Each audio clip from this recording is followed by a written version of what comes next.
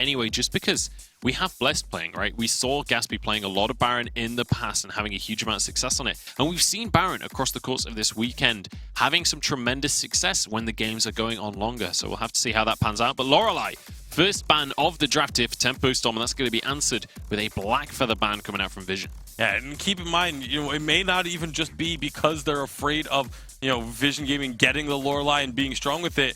It could just be that they just aren't confident playing against it either. Because like we said, a lot of teams haven't had the chance to really play with Lorelei to be able to figure out how to reach her full potential. But a lot of teams also haven't had the chance to play against Lorelei, especially someone like Tempo Storm, who's been playing on update 2.9 for the Vainglory8 up until this past weekend. So I don't blame them for banning that hero away, just as a precautionary ban, and then being able to just go into the draft pretty much straight up from that point, having the Arden, the Lyra picks next. It makes a lot of sense. The Black Feather ban is something that's a little bit curious to me, just because obviously the Rona is still available too, but it's still something that a lot of teams are still putting priority on.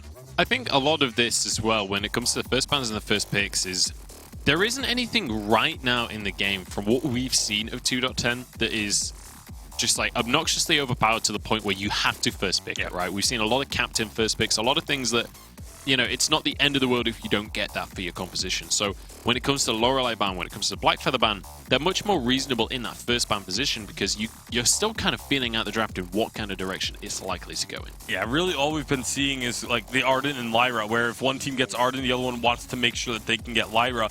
But I feel like Lance can also slot into that top tier category. So even if one side bans away the Lance or the Lyra or the Arden, and then the other one gets picked, you still have that Lance to fall back on. So I don't think it's that big of an issue. I do like this Rona ban here by Tempo Storm, just because the Black Feather is taken off the board already. That's kind of the other brawler, and along with the Krull. So they're just saying, you know what? We don't want to have one of these brawl compositions coming through whatsoever. So we take the Rona off the board, but then it looks like Vision Gaming, they say, well, we're going to take the last brawler available and get ourselves that Rhyme pickup and just challenge the side of Tempo Storm in the jungle. Yeah, we'll see what the reaction will be coming out from Tempo Storm, especially with the Krull taken off the board there. And Rhyme going to be going into the hands of PvP Trinity. Tempo still have some 25 seconds to work with here in terms of picking up their composition, but it looks like Hyde may well be taking CP Sky in the jungle here. And I do hope it is Hyde taking that Sky, because we saw in the Vainglory8 matchup, they were one of the few teams that was able to deal with these all-in brawling compositions, and it was with a Sky on Hyde that was able to perform so well to shut that down. So I like the decision by Tempo Storm. They know what counters the brawling style that became so popular in update 2.9, and they're going and focusing on it along with the Baron as well. So very much not interested in going into that melee composition. Yeah, absolutely. The Baron will come out for Blessed. That's something we've seen from him in the past. Obviously, previously Gatsby, now Blessed, going to be playing that Baron. And once that gets to the late game, that could be a terrifying machine to deal with. We'll see if Vision Gaming have what it takes. But a Gwen coming on through. Interesting pickup there to go with a Gwen. The Skedaddle can be good for trying to deal with the Gauntlet, though, at least. It definitely can deal with the Gauntlet, Death from Above as well. But I'm going to be very concerned for how it does against the Baron, because Gwen is not a very durable hero. And if you get target locked by a Sky, forward barrage for even just a little bit, followed up by a double shot from a Baron, Gwen's going to just evaporate off the fold. So that is a very risky pick, but if that's what Vision Gaming is comfortable with, then you know what? Play what you're comfortable with, especially in a game one. This is when you can take a few of those chances and go a little bit away from what the typical meta picks are, like the Vox or things like that. So we'll have to see where they do go with this one. How are we expecting the early game to be panning out? Who needs to be aggressive? I'd assume it's anyone who has a Rhyme, right? Yeah, absolutely. Rhyme needs to be the one that's trying to be aggressive and take away jungle camps. Try and do anything you can, but it's against a Sky. Sky is very strong into Rhyme at level 1, because Rhyme's best way to do damage to a Sky is to walk towards her, and Sky can just backpedal with a forward barrage going out and do so much damage. All right, we'll see if that damage is going to be enough. We're about to kick off our first game of our deciders here. We're about to find out if one of these teams is going to be going to the Vainglory8. This will be a full best of 5, and we want to know who you guys at home are going to be supporting coming on into this series. Hashtag Vainglory8 is how you can let us know on Twitter whether you want Tempo Storm to take this series or if you want it to be Vision Gaming making their way into the Vainglory8. It's time to pass it over to Humanist and Denominator to kick off our first series.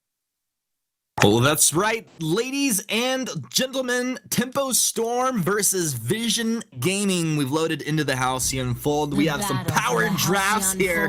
Playboy Afro's got this, Cage Fire Arden skin? And Denominate, this is going to be pretty lit. Yeah, it definitely is going to be. Obviously, this Tempo Storm roster is a team that, may have struggled a little bit through the beginning of the season, but coming up towards the end, they picked up Playboy Afro. It did take him a couple weeks to get the ball rolling, but they actually looked very good towards the end of the season. So I'm excited to see if they can hold their spot, if they have what it takes. Obviously, the winner of this matchup, guaranteed Vainglory8. That's the end of the road for them. They'll be looking to be in the top 8 for next year. And then the loser of this matchup will face off against Team Hazard, who was the winner from yesterday. And that'll determine our final Vainglory8 spot. So there's a lot on the line for this game, but even if you lose here, there's still an opportunity where you can turn things around, you can come back into the second series and maintain your spot. It's pretty cool, and I do like the way it's formatted, and especially being here in this series. Yeah, a lot on the line, but like you said, you can kind of fall back into that second series if you don't pick this one up. I do feel like, and we were talking about this, before the matches started, I feel like this is, could really go either way. I could actually see either team taking the W here. Yeah, we're both pretty on the fence, thinking it's going to go to a best of 5, but, again, I think both of these teams have really proved a lot. But when it comes down to this head-to-head, I think it's going to be an incredibly close matchup. I want to lean a little bit towards Vision, but we'll have to see. But so I mean, is that like a biased leaning towards Vision, or just, your analysis would lead you to say just have that little edge? I think, to me at least, from watching, I did a lot of casting for the Challenger Series. I think I actually casted the majority of it. I think that they're the more consistent team. And in a best of 5, that's what it's going to come down to, is your consistency. So that's why I want to give them the edge. I think they are very evenly skilled matchups. Oh, Kaz might find Hyde here. Yeah, Hyde down in the jungle, taking a lot of damage. He'll get that Vanguard moving back now. Forward barrage doing pretty good damage, and Gas Beast moved down, #blessed. Trying to get on target. The Porcupine Mortar connects on the Shaded Talent, but they're doing just fine. That Lyra just healing them up early here. Well, Hyde actually with that target lock doing pretty good damage. There's the Sigil, there's the heal. They boost forward, causes on to Hyde, and first blood for Vision Gaming. It's almost PvP going down in the lane, but a bit of a misplay from Tempo Storm. Yeah, and that was such a good play coming out of Vision. The Imperial Sigil Kaz wasn't really dangerously low. Not quite able to find the kill there in the lane, but Kaz wasn't dangerously low, but Shaded Talent with the proc of that Imperial Sigil, giving that burst of speed. Oh, PvP Warrior! They gotta be careful there. Yeah, and there's a mini candied wave here in the lane for the side of Tempo Storm, so they could even look to get Blessed. I keep wanting to say Gas. Blessed is about to just nail away on this turret here. This is gonna take a lot of damage. That probably won't be too much because he's only got 2 weapon blades. Like I said, the wave is forced. He needs to take this opportunity to go ahead and recall when he knows that the opposition That's a can't healthy force chunk the wave of damage, back. though. It is. In 2.10, the minion waves do have increased damage against turrets, and that is, added up with the fact that there was a minion candy on the wave, as well as if you get into a situation where you get an ace. Those ace minions are so much stronger against those objectives in the lane that if you leave them for a little too long, they're going to take your turret down and keep pushing. Denominate, I'm just kind of checking out items here as we go, and you see we have a weapon rhyme with a CP Gwen. This is not what I would have predicted as things were being drafted up, of course. I can always dream. This is what I like to see. So go ahead and break this down. Also, if you can talk about Hyde, just not even going for boots early on here. Yeah, we've talked a little bit about the weapon Rhyme in the past. Is it this like strong, overbearing pick that wins games? Yes. No, but it's it's very similarly played to that of a Krull, where you're just kind of looking to be more of a nuisance than anything else. And PvP Warrior is going to look to be the hyper carry for the side of Vision Gaming with the buckshots that are going to come out of this Crystal Power Gwen. The Rhyme will be able to ramp up a little bit of damage because he's likely going to go with a breaking point first item. But for a majority of Kaz's usefulness, he's just looking for the additional slow that Rhyme's basic attacks will provide, as well as the root and stun potential out of his Chill Winds and Valkyrie. So why not go CP? Why not build into some cooldown? What's up? Why the breaking point first there? It's just to kind of split your damage up a little bit, right? So like if you have 2 Crystal Power carries, then the shielding that the enemy are obviously going to build to reduce your damage, they get so much more gold value out of that item, that Aegis, because not only are they blocking out damage from PvP Warrior, they're also blocking damage out from Kaz as well. So, those are kind of things that we need to consider here. The weapon Rhyme, while you may look at it and say that doesn't make sense, it's just to split the damage up and to play it just like that bruiser frontline, like a Krull would be. Someone who can get in and lock a target down for this Crystal Power Gwen. Old man's Krull. We'll see how fast this breaking point stacks up here. Kaz is gonna have a lot of fun once he gets up and running, but that's starting to come into his zone. Has that Sorrow Blade starting to build into a little bit of crit.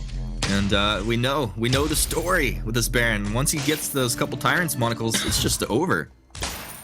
Yeah, definitely can be that way. Hyde, though, he's picked up the Dragon's Eye, so he's going to start to scale some damage up in these fights. The longer Skye is able to be a part of that fight, the more difficult it's going to be for Kaz to actually be part of that front line.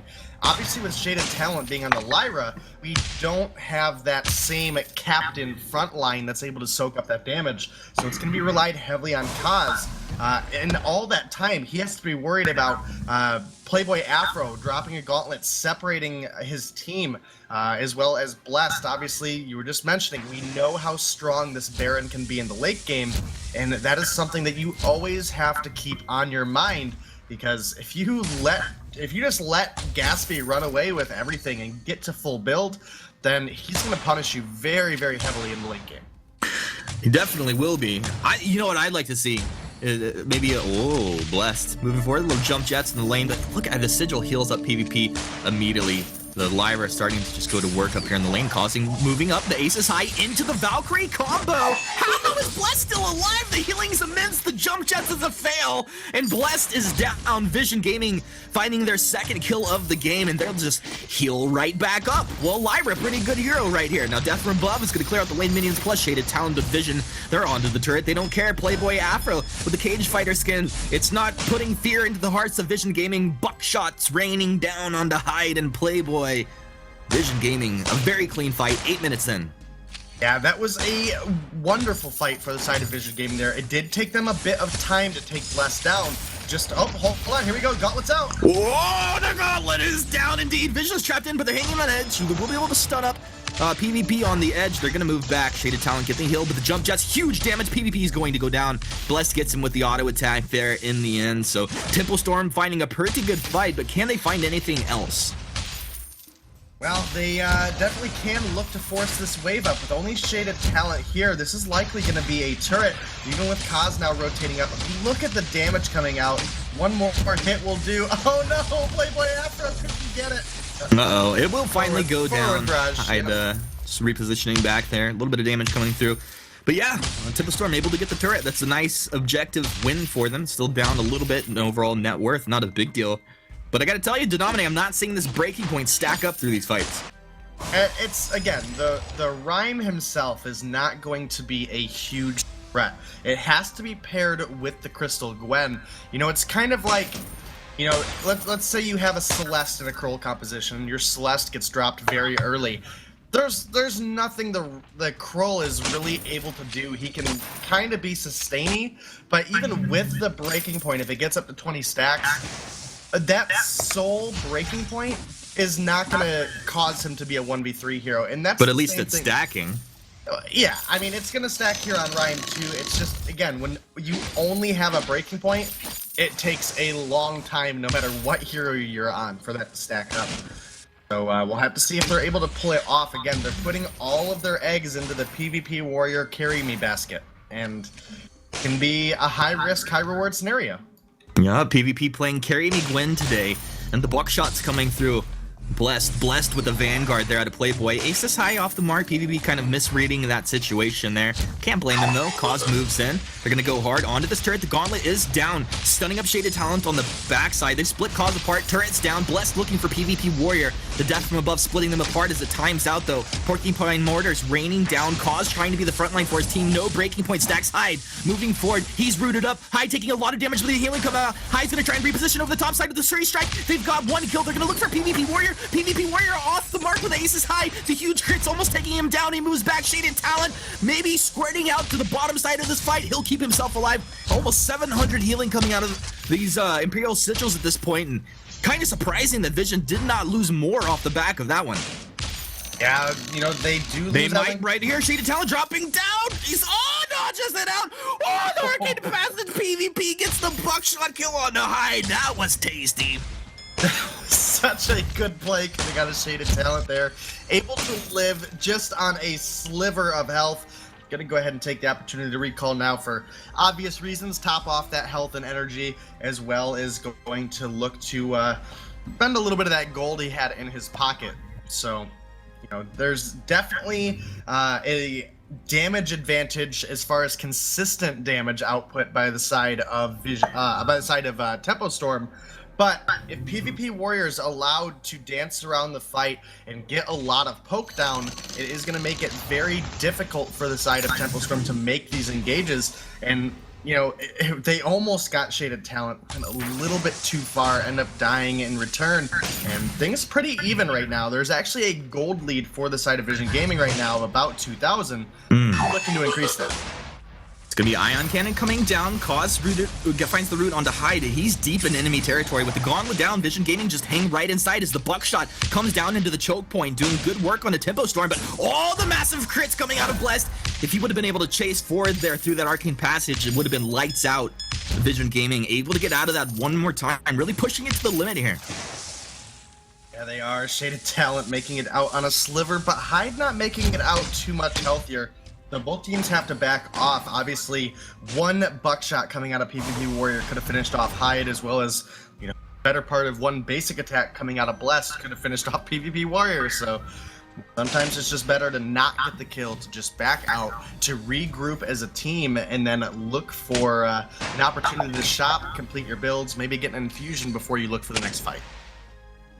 So Cause just going frontline rhyme here with this build. A little bit of he's stacking up the light armors. He's got his Aegis up and running now. He's got his Journey boots as well denominated. This guy, he's just going to be trying to be all up in the front line. Where you said Shaded Talent can't really tank for his team. Cause pretty much that's his only job, it looks like. Yeah, absolutely. And, you know, now with the rotating up into the lane, you know, PvP Warrior, he has a Shattered Glass, a Broken Myth, and a Clockwork Complete. He's going to be able to spam out these buckshots pretty consistently, and he's going to be able to force Gatsby to be a little bit of an uncomfortable position, possibly even cause Playboy Afro to use a fountain early. But now, Tempo Storm, they might be looking to rotate up here, and there's no gauntlet for a couple seconds, but here we go. Oh, Cause finds the root. The Bulwark will be on cooldown now. Hyde comes over the top of the 3-strike. Forward barrage is off the mark. The Gauntlet's down. PvP Warriors on the outside of the Gauntlet is Cause taking a little bit of damage there. Splash damage coming in from Blessed. The crit starting to stack up. Cause moves through the Arcane Passage now. Tempo Storm on the chase. 560 damage out on the PvP, but he's really not threatening him at this point. Cause finds another root, peeling them back. Buckshot onto Hyde. Hyde got to be careful. Ace is high off the mark. The Fountain Cave out of Tempo Storm to keep them alive. Death from above raining down. It's not where it was meant to be placed, but it doesn't matter. Well, it does matter a lot. Hyde, I don't know that he should have jumped forward. This is going to be Blessed potentially going down as well, but he gets the Vanguard. Is this enough? Yes, it is. The buckshot from PvP will return the kill. It's a bloodbath out here. It felt a little sloppy at the end. Yeah, definitely did, and it's Vision taking a little bit of an advantage here. They do get the 1-for-2 trade. They lose out on Kaz, but they kill both Blessed and Hyde. Blessed obviously is Gatsby with a name change, looking for a new start here. He should just change his name to Gatsby with the name change. Or this is Gatsby. This is Gatsby. Call me Gatsby. Anyway, but, you know, getting on in here into the rest of this game, we have to see Playboy Afro set up a good gauntlet to try to start off the fight right. And the key thing you're looking for in this scenario is if you can stun up Kaz, if you can allow Hyde Blessed a little bit more freedom, because PvP Warrior not only has the skedaddle that can get himself in and out of that gauntlet, he's also picked himself up a reflex block as well, an additional block that he has. That's really the only reliable crowd control that the side of Tempo Strom have. They do have that death from above, but, you know, that's not quite as a reliable ability as the gauntlet will. Okay, in the hands of Hyde, I would call it a reliable, well, not so reliable in the last one. Okay, I'm on your team, Denoni. Not incredibly reliable lockdown here. Now, Tempo Storm kind of funneling in behind Vision. They've got the flank here. Well, Bright Bulwark's down, kind of preemptively. Let's see if Tempo Storm want to take advantage of that. Hyde did get the Vanguard from Playboy, but they didn't move in. Buckshot's connecting onto 2. Gauntlet right where he stands, Blessed with the jump jets. Double attacks onto Shaded Talent. He's dropping down low, but use the Crucible and get outside of that Gauntlet. Playboy using those War Treads to maybe get his team into position, but it's Vision Gaming that want to go aggressive. They follow through the Arcane Passage trying to get on target, but a nice reposition. The second Bright Bulwark of the fight. Shaded Talent says, team, let's go ahead and back and heal up here a little bit. And Sigil healing his team up as Hyde will go ahead and just kind of strafe with those forward barrages coming out. But Aces High, oh, just almost tickling Hyde there. If that connects, he's definitely going down. Big buckshots connecting here.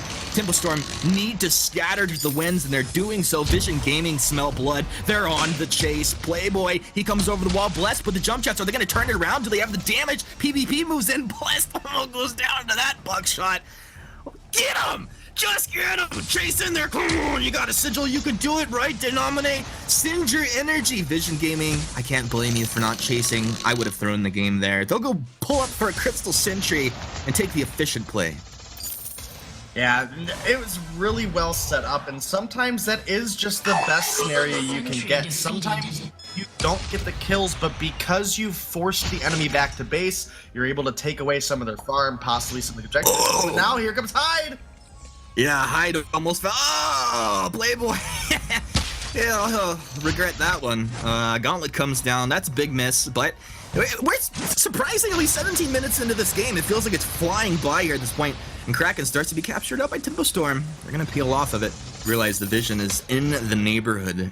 Denominate. This is a tense situation. Yeah, it definitely is. The next team to win a fight, the death timers are starting to get longer. This game is incredibly close as far as the gold and the builds go. So, you know, anyone that's able to pick up a kill or two safely can turn things around right onto that Kraken and look for a push on the base. Claws building into a second weapon item. I'm very curious to see what he does here. What would you decide for him if you could? For Hyde? Oh, for Cause. For Kaz, you know, Kaz has really done a good job. Again, he's everything that Kaz brings to the table is just being a nuisance to the enemy, being difficult for the side of Tempo Storm to get their damage around. Obviously, Kaz doesn't pack a huge punch by himself, but PvP Warrior sure does. Here we go. Oh, Playboy, you were playing with fire right there. I don't think Vision Gaming are going to chase this one down, but they definitely have taken a small advantage here for the time being, putting Playboy down so incredibly low.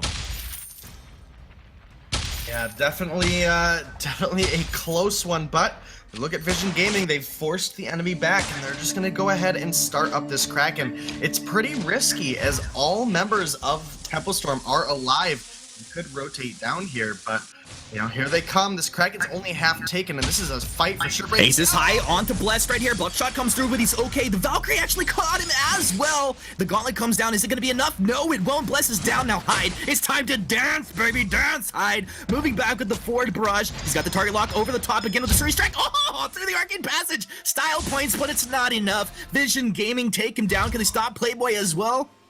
Nope, Playboy's out of there, but he's lost his teammates in Vision. We'll be taking this Kraken right here. This is going to hurt.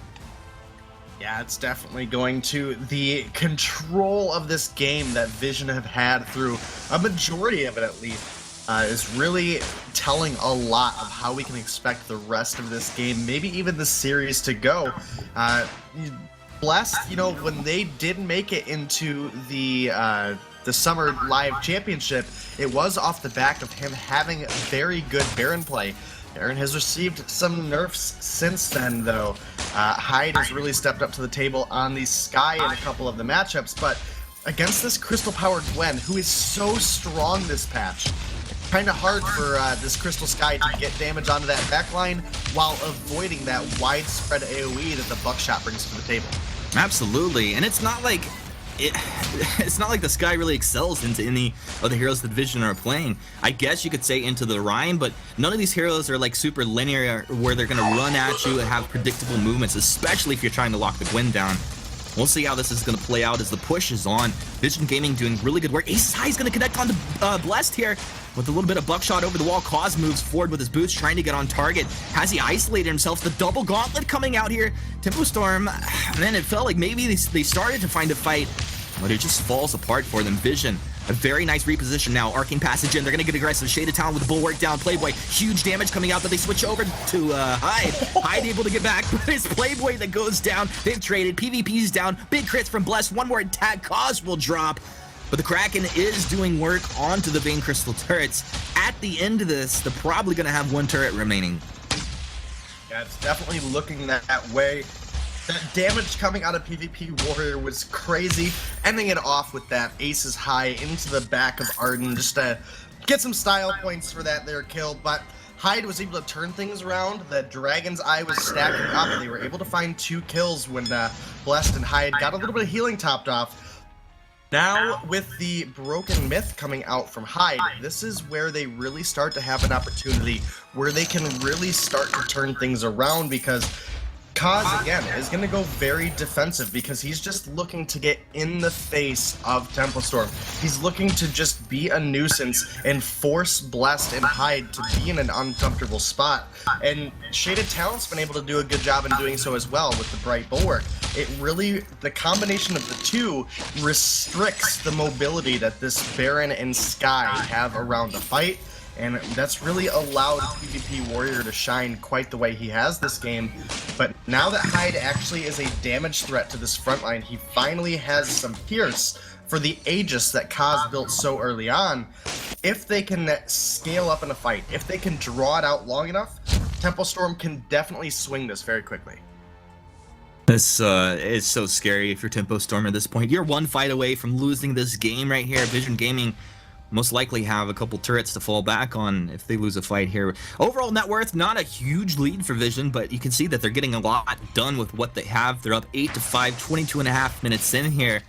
And Vision Gaming have been playing quite aggressively. I wouldn't be surprised if they just go for an engage rather soon. Cause face checking the brush there. It's going to be Gauntlet down. Playboy's going to start this fight. Arcane Passage will be used to just allow Vision to escape, very quickly making that call. Will they move back in now? Buckshot comes out. They're going to block up the Aces High. Shaded Talent stunned up on the edge there. Hyde getting connected with a little bit of the Winter Spires. Not really too much damage coming through as well. Shaded Talent's doing okay. They switch over to Blessed. He's rooted up. Did they have the damage? Yes, they do. This is down. PvP Warrior's going to be chasing on to Hyde. Hyde's pretty mobile, but can't live through that sort of damage. Playboy Afro will go down in the end. Aces High going through the mid-treant just for style points there. And that'll be GG Vision Gaming. Yeah, Vision Gaming come out strong here against Tempo Storm. Tempo found opportunities. They did find a little bit of momentum a couple times in this game, but for the most part, it was Vision Gaming, this #1 seed coming up from Challengers, really holding the reins and, driving this game right where they wanted it to go. And they're going to be able to close it out. Not the cleanest game, but 24 minutes in, they pick up game 1 over Tempo Storm in this best of 5. We saw the best of 5 go all the way to the end earlier in Europe. Could be seeing it again here. I don't think Tempo Storm is down and out. Not the cleanest game, but not the dirtiest game either to nominate. But we have more to come, and I'm sure we'll see a little bit of both here. think it was actually really neat to see what Vision did here. You know, and just going with that CP Gwen, you talked about how strong it is. The weapon rhyme coming out, they made it work. Cause playing like a monster, Shaded Talent playing like a monster. That's not even speaking about PvP, so really good stuff. Tempo Storm, I would expect them to kind of rethink things, regather themselves, and move into Game 2 with a sense of urgency and really try to find some wins. Yeah, this Baron just couldn't find the work. To break it down, we'll go ahead and throw it over to Munchables and Tasty Bake. Thank you very much, guys. I never thought these words would leave my mouth, but we just saw a Weapon Rhyme win a game of Vainglory on the main stage and everything. Fantastic stuff coming out from Vision Gaming. They take game 1 in this series.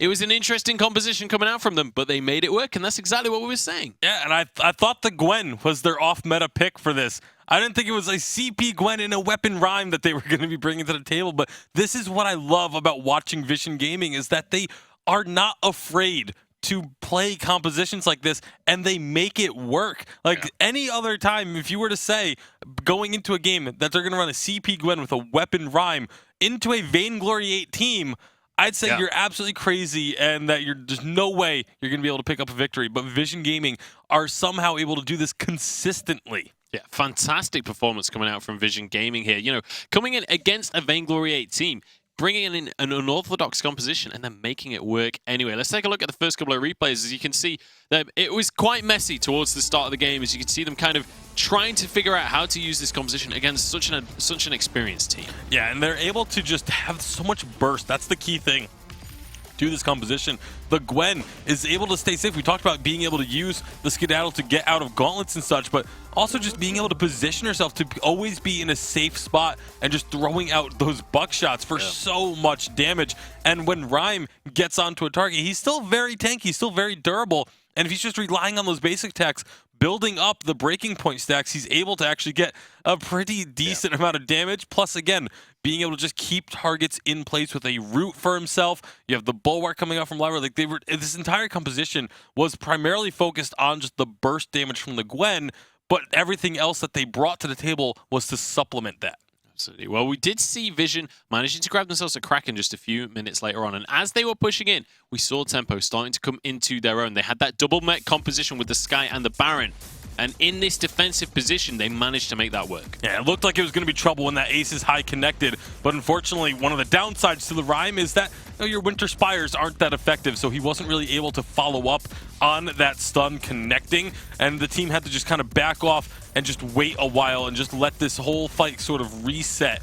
And then when they go back in, it was just a nice job by the side of the members of Tempo Storm to get onto their fountain, heal up a bit, and then just overstaying a little bit by the side of Vision Gaming. You know, when your opponents are standing on their healing platform, you're not likely to be able to find kills onto them. So they just stuck around, tried to just get one more kill if they could, but they should have just backed off at that point. Fortunately for them, they were at such a position in the game where it didn't actually end up really costing them.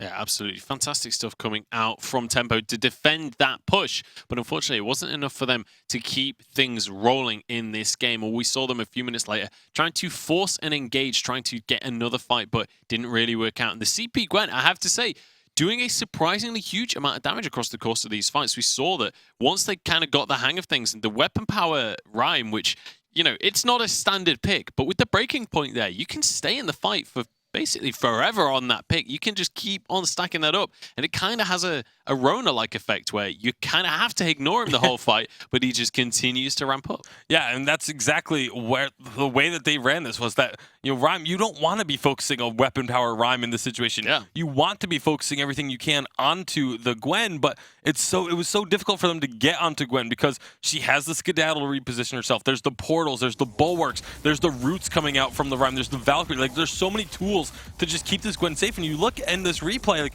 the entire time, yeah, Gwen is not really doing much right now because she's avoiding the gauntlet, but there's nothing being done to Gwen either. And you see how healthy that Cause is able to stay, even while just chasing down Hyde on the CP Sky. Just no damage was actually really being done to him the entire duration. So just having this big tank to body block the positional damage coming out from Sky, and then the ability of PvP Warrior to stay safe and just continue to output those buckshots was really impressive to watch. Yeah, fantastic stuff to see coming out, and we are going to see Vision going 1-0 up in this series. Tempo Storm now on the back foot moving on forward, and I have to ask, going into the next draft of this series, what did Tempo do to prepare for this? Because this is not going to be a composition they were expected to see coming out. This is not a composition that's easily just drafted around, because like, how often do you have to draft around a weapon power Rhyme and a CP Gwen? It's one of these situations where you almost can't even try and draft around Vision Gaming. You have to just focus purely on yourself and what you think is going to be strong for your own team, because you don't know what Vision is going to bring to the table. You don't know what they're going to bring to the board, but you have to be ready to expect the unexpected. And that's what makes Vision Gaming so difficult to draft against. As they start this one up, they are going to go for this Black Feather first pick. So, you know, again, that can go weapon or crystal. You have no idea where they're going to end up running this. But with the Kestrel ban, that is very interesting to me. Obviously, we know Hyde is a phenomenal Kestrel player, and we know that Blessed is a very phenomenal Kestrel player as well. But it's a pick that just hasn't really been seen much. And by going for this Black Feather, it allows the Rona pick to come through. This almost certainly forces the Black Feather to have to go Crystal, because a weapon Black Feather into a Rona generally does not end up working out. But I would assume Vision Gaming are prepared for this and have something in mind to try and deal with a Rona. Yeah, I'm curious to see how this draft continues to pan out. Vision definitely come into these drafts with a different mentality to what we see from most teams, and definitely I feel like a different grasp on the meta as well. I'm curious to see what they have up their sleeves for the rest of this one. Grace has been taken off the table, obviously a combo that they don't want to see alongside that Black Feather, and now Vision have to decide where they want to go with their ban. Obviously, Lyra is already banned away, so I wouldn't be too surprised to see something like an Arden taken off the table. Yeah, Arden could come off the table and leave basically just Catherine and Lance as the primary options left for the captain roles, or they leave the Arden available, knowing that, you know, the captain hero pool is starting to get pinched a little bit, and making sure they can get their pick, you know, if they want the Lance or the Catherine, because Arden would likely to be picked up if they leave that one available. So maybe they just try and ban away something that's focused on what they want and can counter what they want to do. They are going to ban away the Fortress, so just preventing a potential Fortress Rona. Your Fortress works very well with the Rona pick because of the movement speed increase that can be provided and things like that. So it makes a bit of sense there in terms of just what is already on the table. We'll have to see where they decide to round out the composition to see if it makes even more sense as we get further into the draft.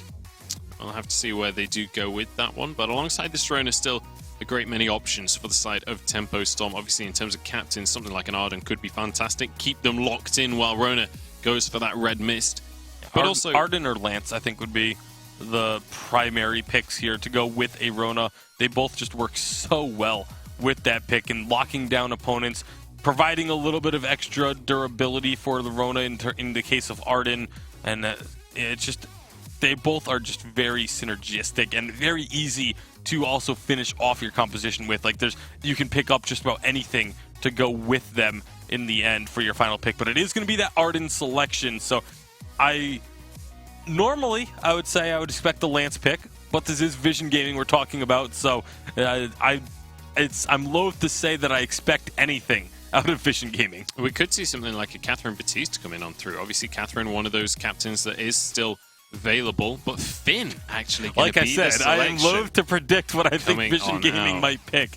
This is the first Finn that we have seen in quite some time here in competitive play, so it's going to be very intriguing to see what they decide to round out this composition with. I'm curious to see what comes out on this one. It is a Vox to finish that one out, so the CP Black Feather going on into the jungle. We're going to see Shaded Talent on a Finn. I'm very excited to see what he can muster on the Giant Lizard himself, but it's now going to be Tempo Storm looking to finish off their own composition, likely going towards a jungler here. And I mean, the Batiste still an option for them, but what would you expect to see coming out here?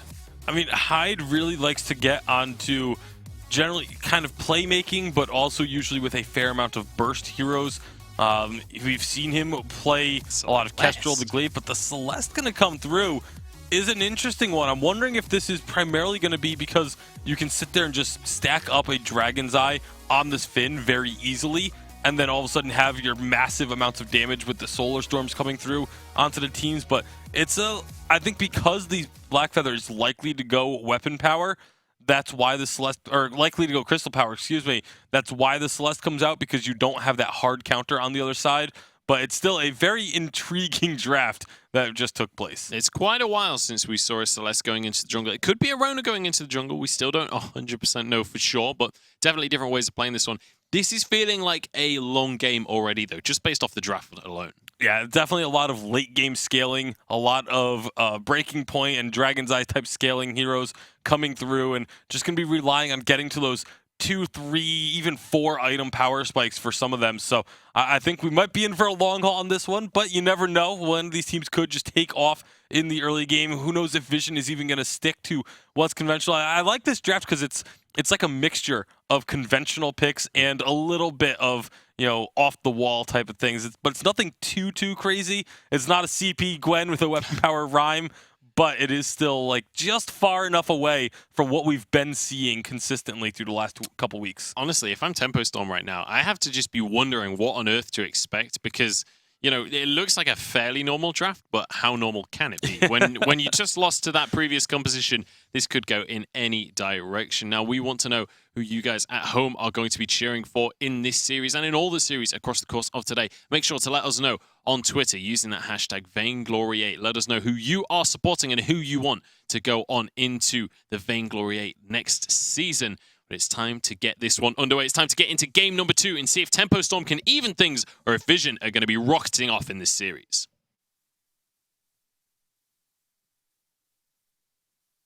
Come one, come all. Step right up, step right up. We have loaded into the Halcyon Fold. Denominate, I believe we're ready for game 2 between Vision Gaming and Tempo Storm. We absolutely are, and it looks like it's going to be a fun one, as Hyde is going to be in the jungle on the Rona, and that's not something we see all too often. Usually Rona's coming up into the lane, trying to deal with that Blackfeather that's normally up there, but also an interesting swap as it's going to be Crystal Blackfeather, which I guess you could say we have seen quite a bit in the jungle. I'm interested to see what route Kaz goes for his build. I see a lot of Dragon's Eyes come out on the Blackfeather. Not really my favorite path, just What's your favorite path? I do like going into that Shadow Glass first, and then, going into an Aftershock there shortly after, maybe an Eve of Harvest.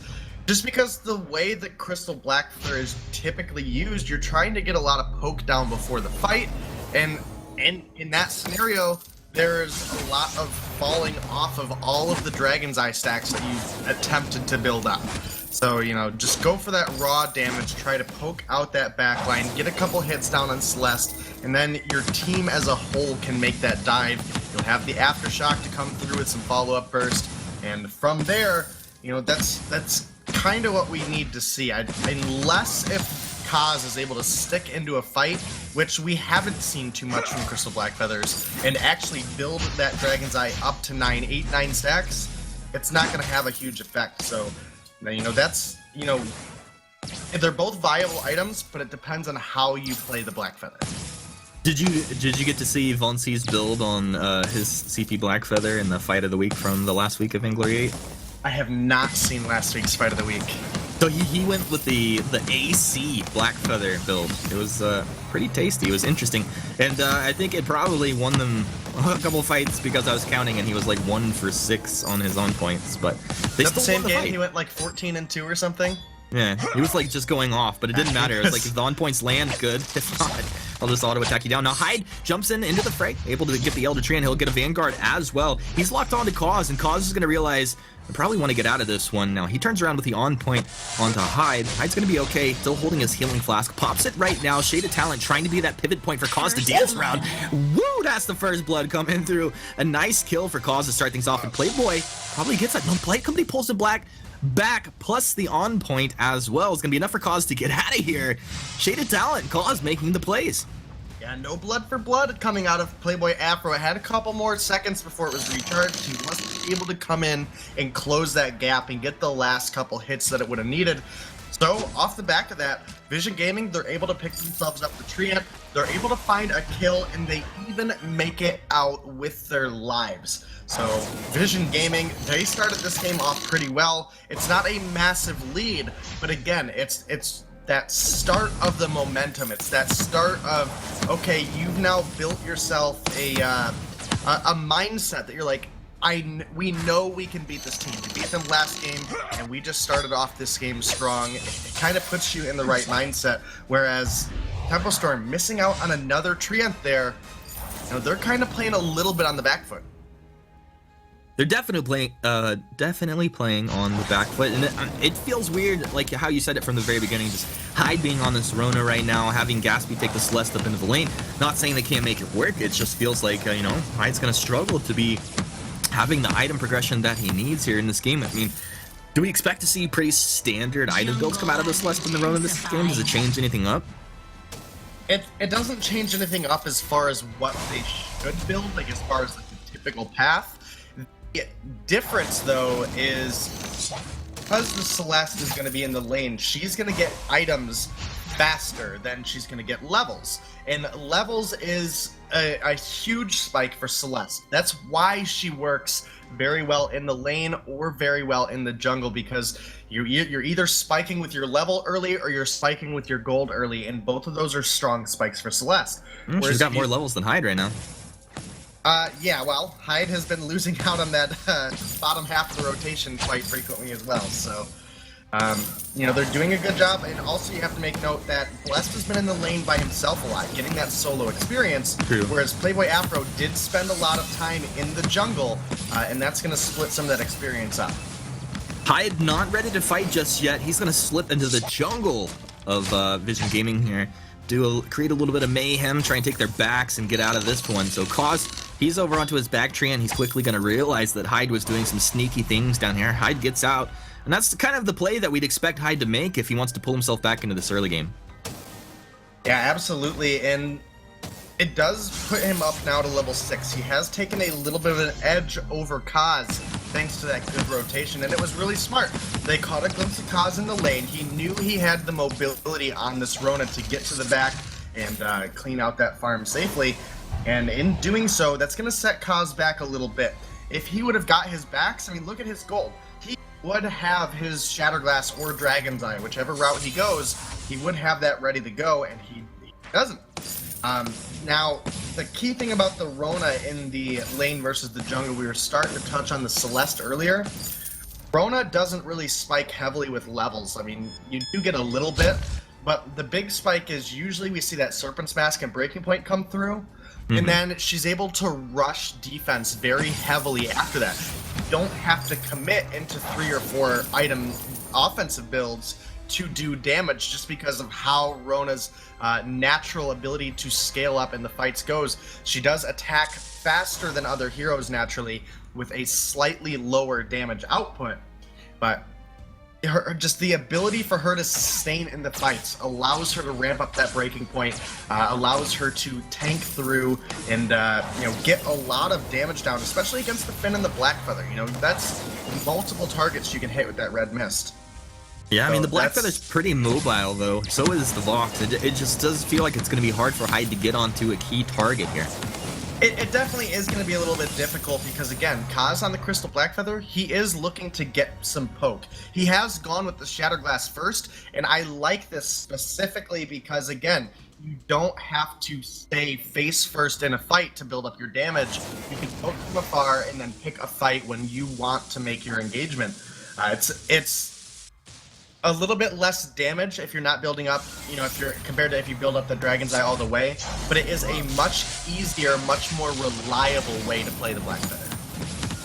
Alright, well, Kaz working his way into his full item build, of course, only level 7 at this point. He's going to find Hyde down in the jungle, or did Hyde find him? They both walked into the Tribush at the same time. A lot of damage coming out. You can see that mortal wound applied from that foe splitter. Hyde's going to have fun with that ability through this game here. I think that's actually pretty important to apply in and around through these fights. Hyde really standing his ground here against Kaz. Kaz pops the healing flask, and Hyde, is he going to get backed up from his team? He's in deep. PvP's dropped down with Shaded Talent. PvP wants to dance around. Soulstorm doesn't come through the mark here. Hyde moves right back into the gauntlet that was dropped down. PvP is their target. target, but he's doing a really good job just to sonic zoom around. Blessed not connecting on too many of these Heliogenesis. This is a lot of damage coming through here, and that'd be the kill. They're able to pull him back with that force to court as well, and no one really quite wanting to chase.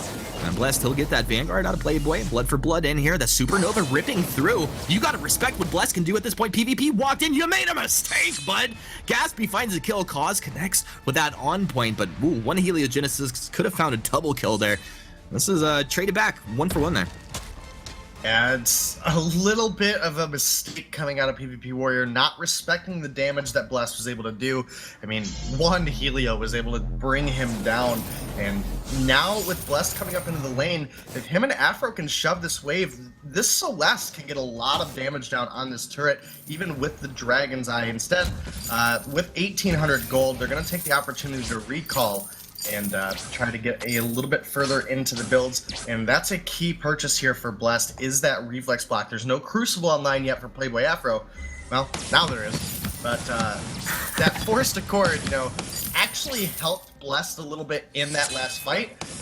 It was used to try to get the last hit on the Hyde, but ended up pulling Blessed in and Tempo Storm ready to fight to nominate. They're on to Shaded Talent here. Red Mist spinning, a lot of damage coming through. Heliogenesis almost enough to take him down. It'll be Hyde able to clean that up with the last hit there. Solar Storm for style points. Tempo Storm find one, pretty much free of charge here.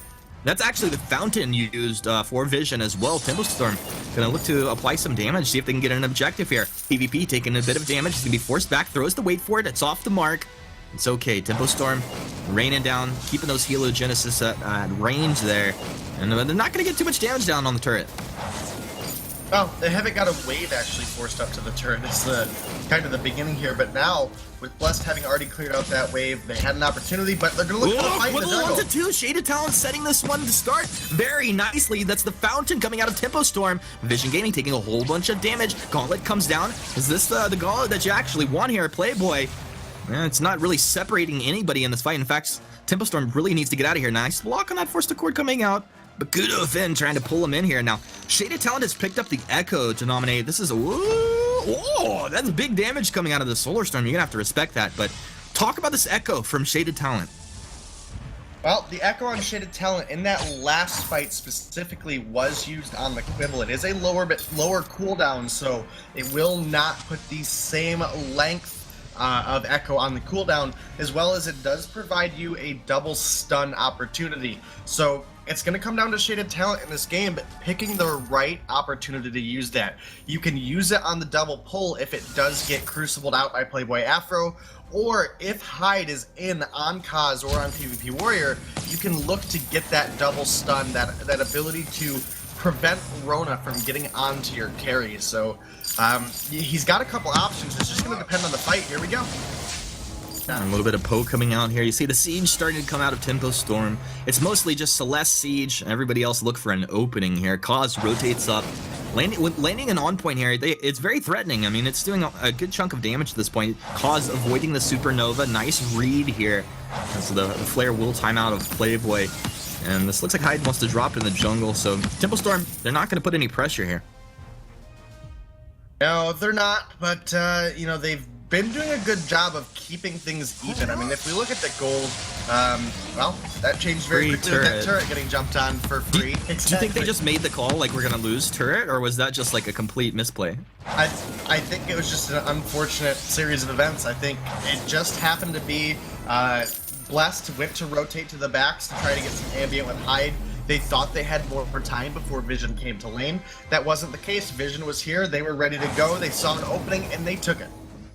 Yeah, they did indeed. That was almost too easy. Tempo Storm can't be making these mistakes. Now, on two-man Quibble to start things off. Shaded Talent having some fun on this spin. A little polite company giving him that durability. A little fortified health as well. Cause connecting with the non-point here coming up. Cause, he's got the Shatterglass Broken Myth complete, building into his next item at this point.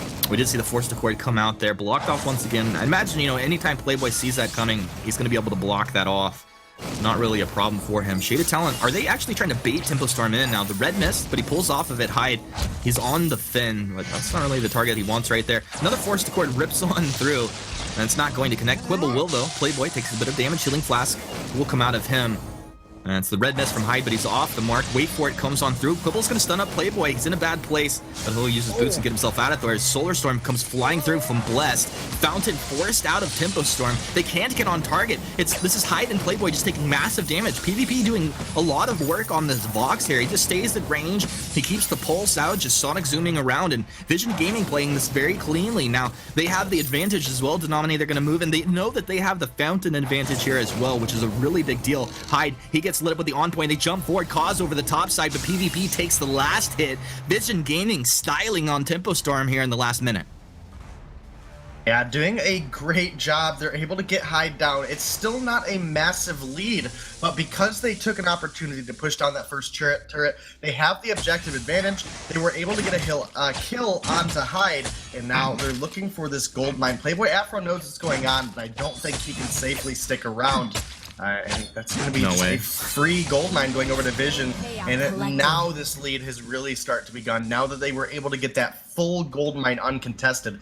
They have a 3,000 gold lead, but they also have to be careful. They can't make the same mistake that Tempo did and rotate when all of them are in the lane looking for a turret kill. And Gaming play it smart. They come right up to stop Blessed. Nice block on the Forest Chord. Shaded Talent will not use the Echo there. Now War Treads in. This is Vision looking for a fight. Blessed. He stays on the backside of that gauntlet. Does not want to move in range, but Cause, he's found him. Cause erases Blessed. Hashtag Blessed is Gatsby. He's down. Hyde. He's in too deep. He'll be stunned up with a Quibble right there. Taken down as he jumps out of the fray. Vision Gaming are up 5-2, 14.5 minutes in. This game's starting to get blown open here. Yeah, definitely is. Vision, they're looking to just end this one out quickly.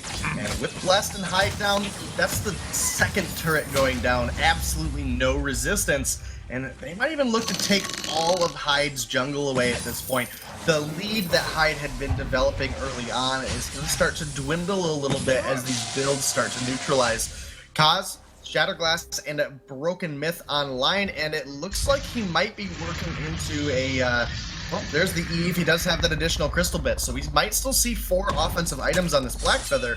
PvP Warrior is essentially at the key spike of his build. Now, he could go for a little bit of armor to prevent this Rona from getting some damage down, or he can go into some more offense and just look to blow through the health bar of Blessed, who on this 4-item Celeste with a reflex block, trying to avoid some of this crowd control that Shaded Talent can bring, is not going to have any room for any armor, and that could be a huge window of opportunity for PvP Warrior to build up breaking point stacks very easily on that pretty much defenseless Celeste. Yeah, I mean, the Celeste just got erased in that last fight. You look at the on point just tearing through Gatsby's health bar right now.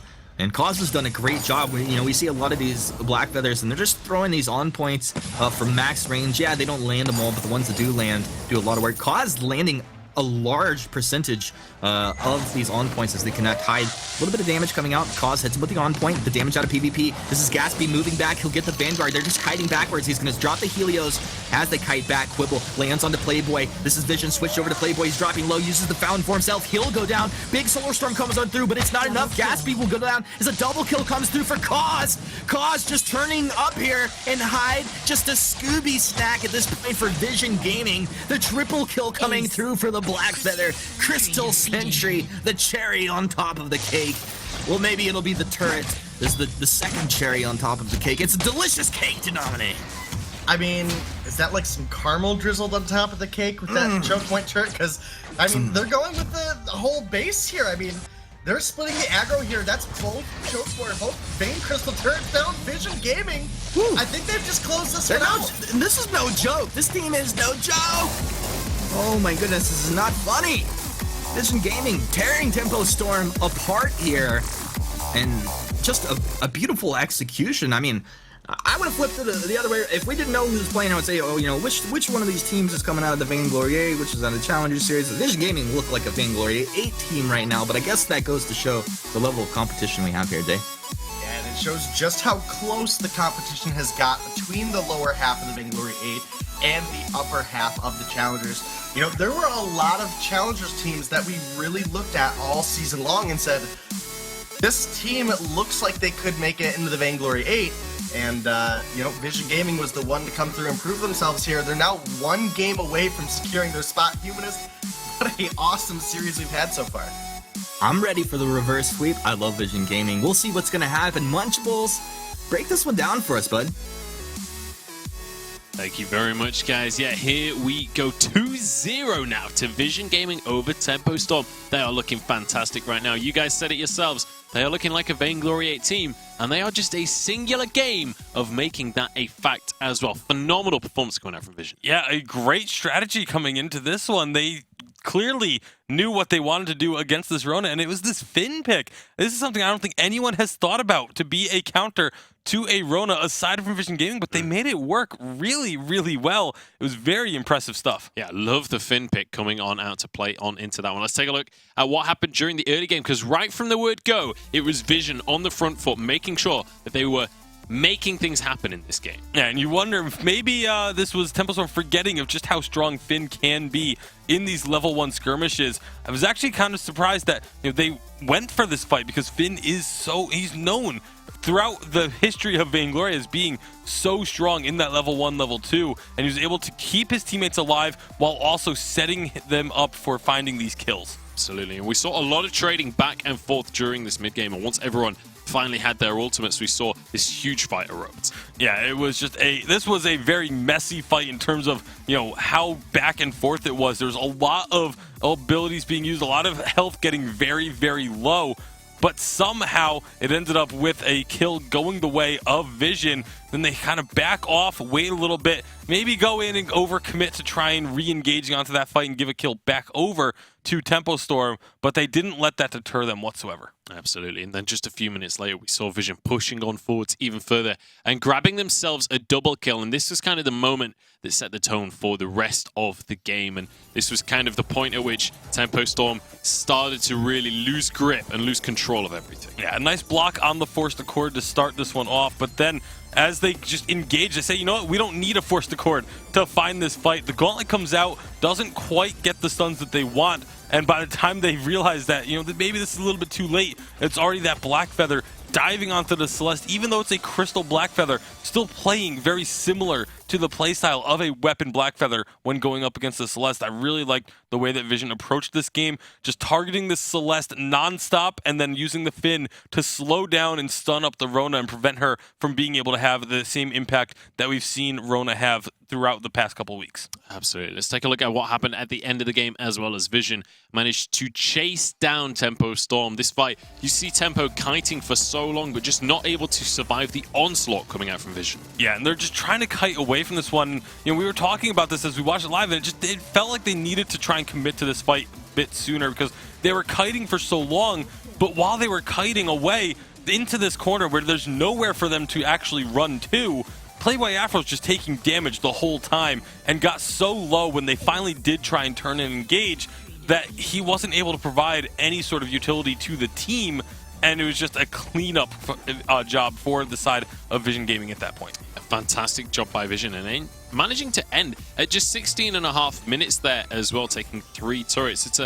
It was kind of a bold play on whether or not you had time to do it, but making sure to destroy both Vein Crystal turrets at the same time at the end there, and they were able to finish off the job. So phenomenal performance so far from Vision. You can tell that they are hungry for that Vainglory8 spot right now. They are hungry to prove themselves as a Vainglory8 team, and they're just a singular game away from doing it as well. Let's start to talk about the draft. What did Tempo Storm need to do here to actually be able to pull themselves back in? Because so far, despite it not being meta, it feels like they've been outdrafted twice. Yeah, but I think part of that is just Vision Gaming. Like, you can't prepare for this. You don't know what they're going to bring to the table. You don't know where they're going to be putting certain heroes. You don't know how they're going to be building them until you get into the game and actually see it. So it's like I said going into game 2, you cannot focus on what Vision Gaming is drafting. You need to just focus on yourself and build yourself a strong composition. And I feel like Tempo Storm, they did that in the previous game. Like, they had a very strong composition.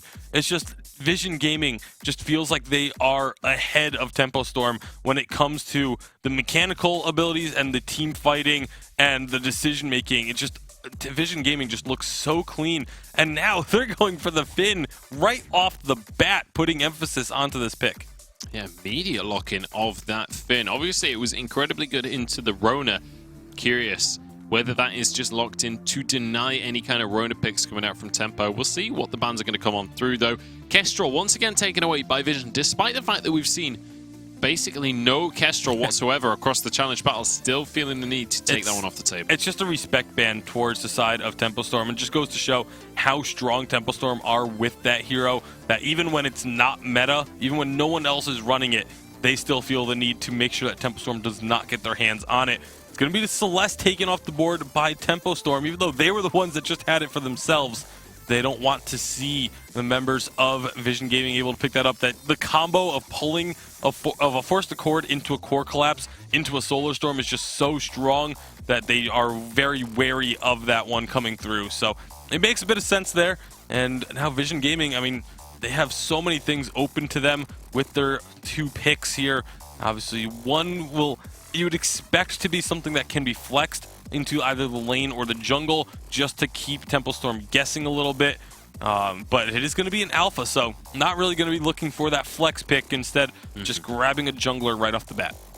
Absolutely. PvP Warrior grabbing his alpha for himself, and we'll see how aggressive he's going to choose to be on that pickup. Obviously, alpha, a hero that you can really make plays on. You can really be the impact in a game. I'm curious to see whether PvP Warrior will step up to the play on that alpha. But now Tempo Storm, things like the mechs are available. That's what they played in game number 1, the Sky and the Baron, and it's something that we've seen them play a lot in the past. But whether or not that's something they want to pick up into an alpha, we'll have to wait and see. Yeah, I don't know if you want to pick that into an alpha and a Finn, especially.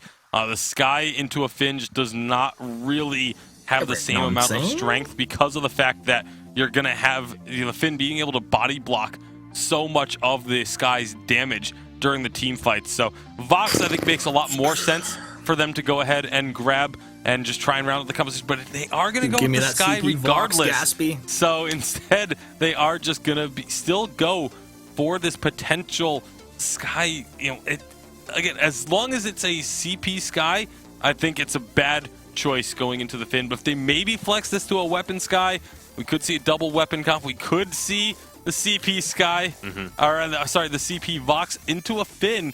You know, you can get a lot of resonance bounces off of him. Yeah, there's a little voice in my head saying that someone wants that CP Vox. We'll have to see if that comes on through. But the Sky was locked in for Hyde here, so we'll have to wait and see how that one is going to pan out. And also what Vision want to go with here, because there's a lot of kiting on the side of Tempo Storm. You definitely, I mean, it'd be difficult to run a full melee composition here, so I wouldn't be surprised to see something more ranged coming on through here for Vision. But we'll have to wait and see what they do go for in the end. Baron going to come on through here as the final pickup. So the Vox versus Baron in the lane, then Alpha versus Sky in the jungle. These are going to be some interesting matchups coming on through. It absolutely is, and because it's Vision Gaming, I'm going to throw this idea out there.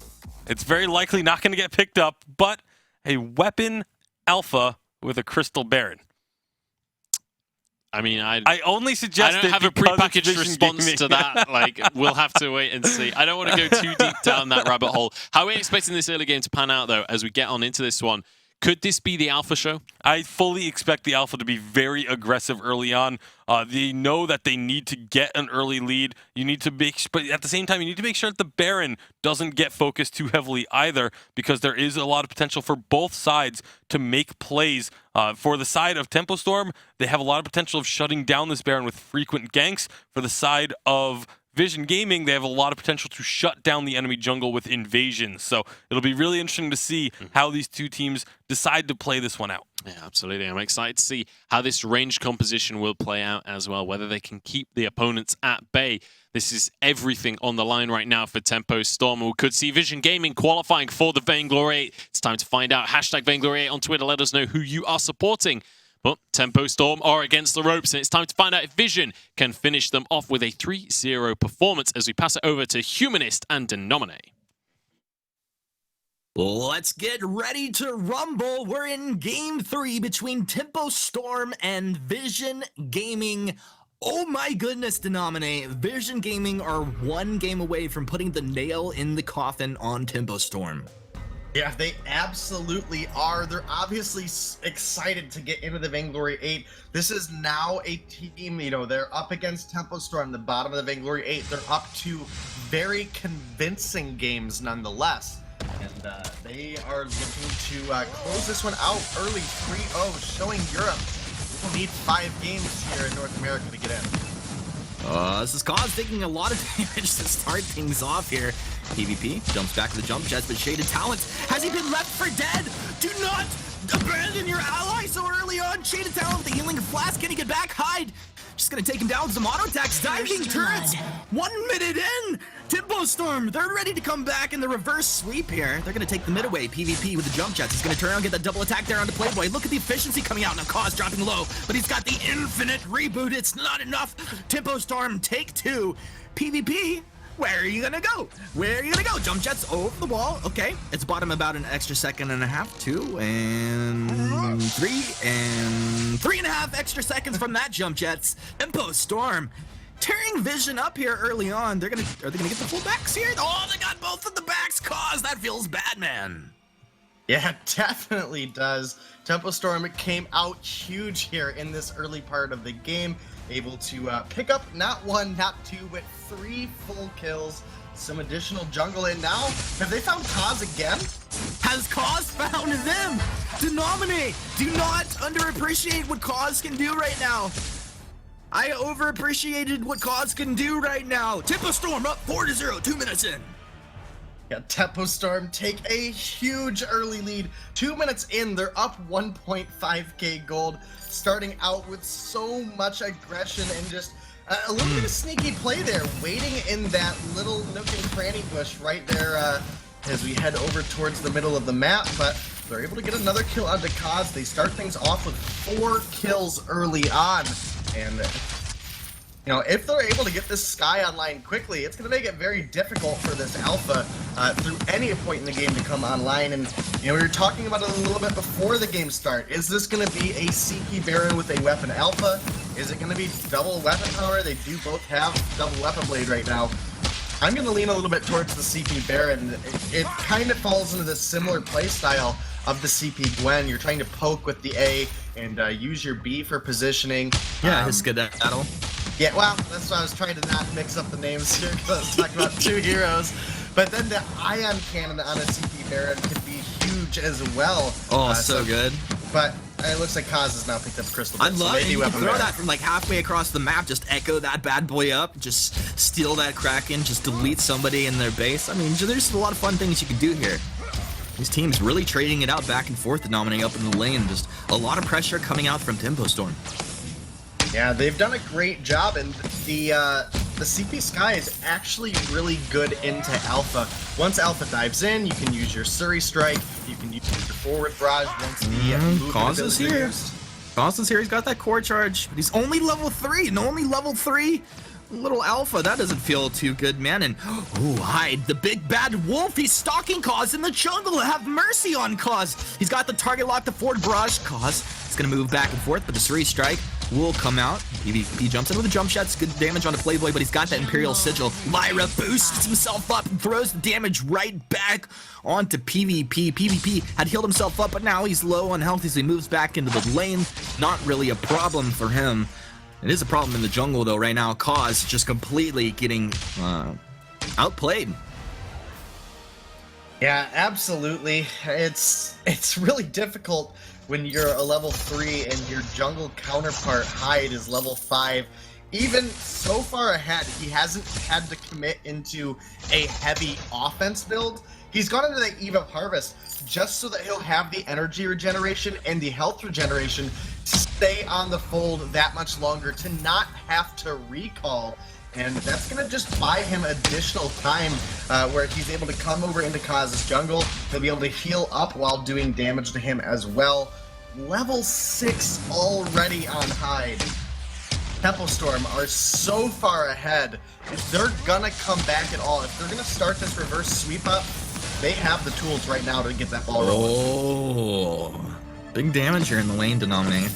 Not going to find a kill, but you can see both carries getting threatened at this point, but who has the Lyra? Well, Tempo Storm just healed right back up there, but PvP, he can, get a little bit of fortified health when Shaded Talent stomps the ground with that Blight Company, but it is not enough at this point. In fact, Tempo Storm putting the hurt you could say. For the turret, a nice 3-strike from Hyde, the target lock, but jump jet's back from PvP. He'll have to peel off of that one. Turret is down. Tempo Storm up 4-0. We're not even 6 minutes into this one. No, they have started off everything strong. Again, they do have an advantage while this Baron is taking some time to come online. But, I mean, the same could have been said about the Skye. Skye is a hero that isn't particularly the strongest in the early game, or at least for the most part. But they were able to take an edge early over the Alpha. They now take out a Crystal Sentry right before Vision Gaming's eyes. They're not even able to contest whatsoever. And that's going to be Vision Gaming now forced back. They just need to kind of get some farm together, turtle up as long as they can, try to get some items complete, and then maybe they can start to turn things around. But PvP Warrior, we're almost 7 minutes into this game, working on 7 minutes. He has one tier 3.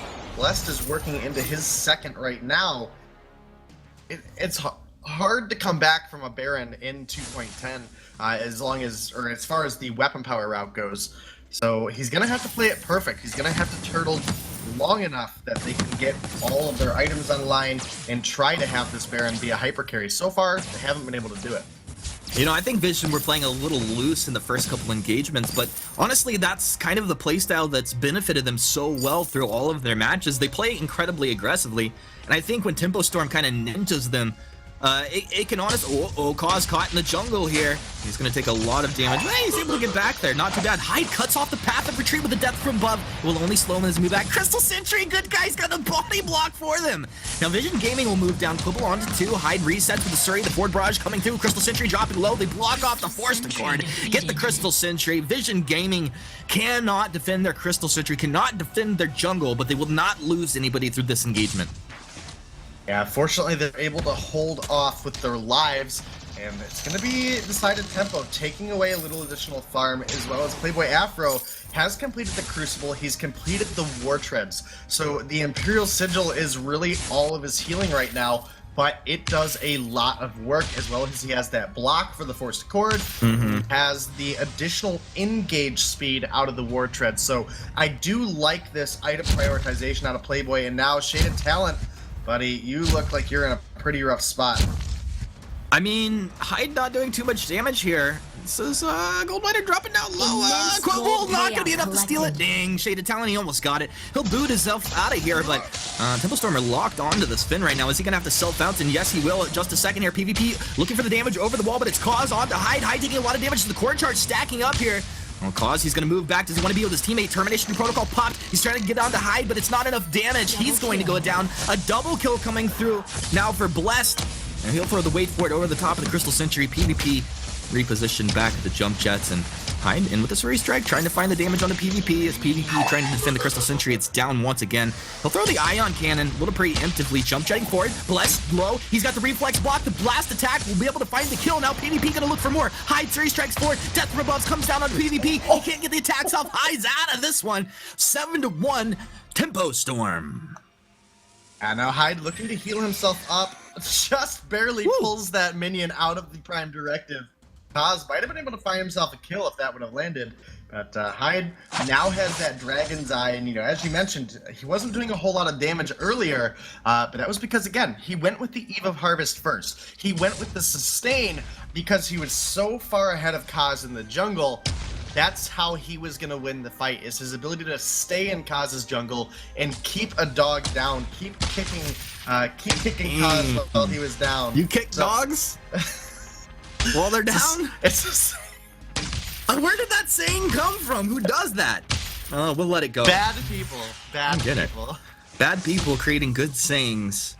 And it's always funny when you find yourself saying something like that and you're like, I think I'll try to rework that one. Like Vision Gaming trying to rework their strategy here in Game 3. PvP jump jetting back as they cancel off the recall there. Hyde will eat a little bit of basic attack damage coming out. But Hyde, a lot of times Skies don't like to pick up defense. He's picked up a little bit of armor here. He's got no block though, so he could be stunned up if he gets in a bad place. Now, this is Tempo just raining damage down onto Vision. Vision forced to pop their fountain.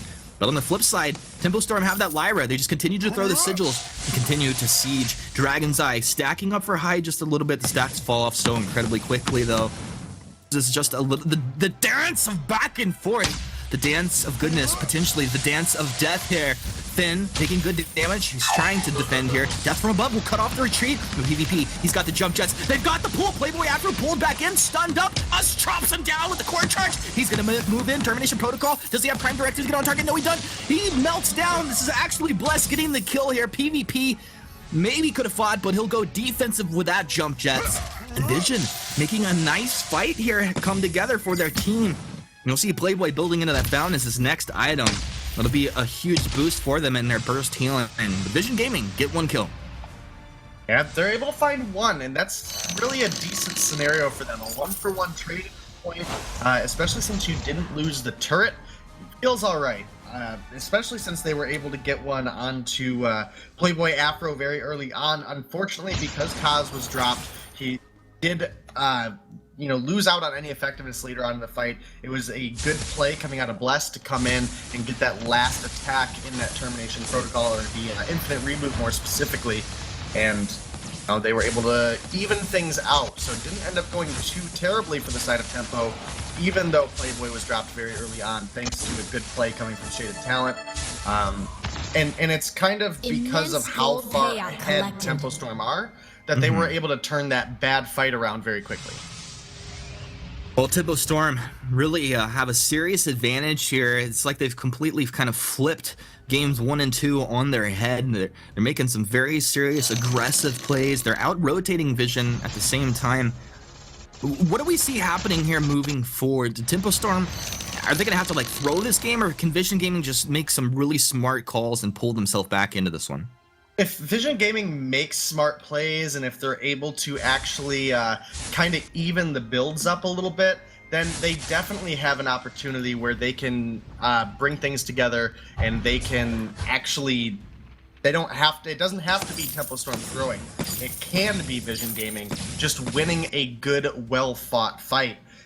It's going to require some time, though. I mean, this Baron working into his 3rd offensive item right now. Blessed is as well, but he has that metal jacket build, and that's kind of scary, as Baron's not doing a whole lot of damage to him right now. Yeah, even with that jump jet, you can see right there.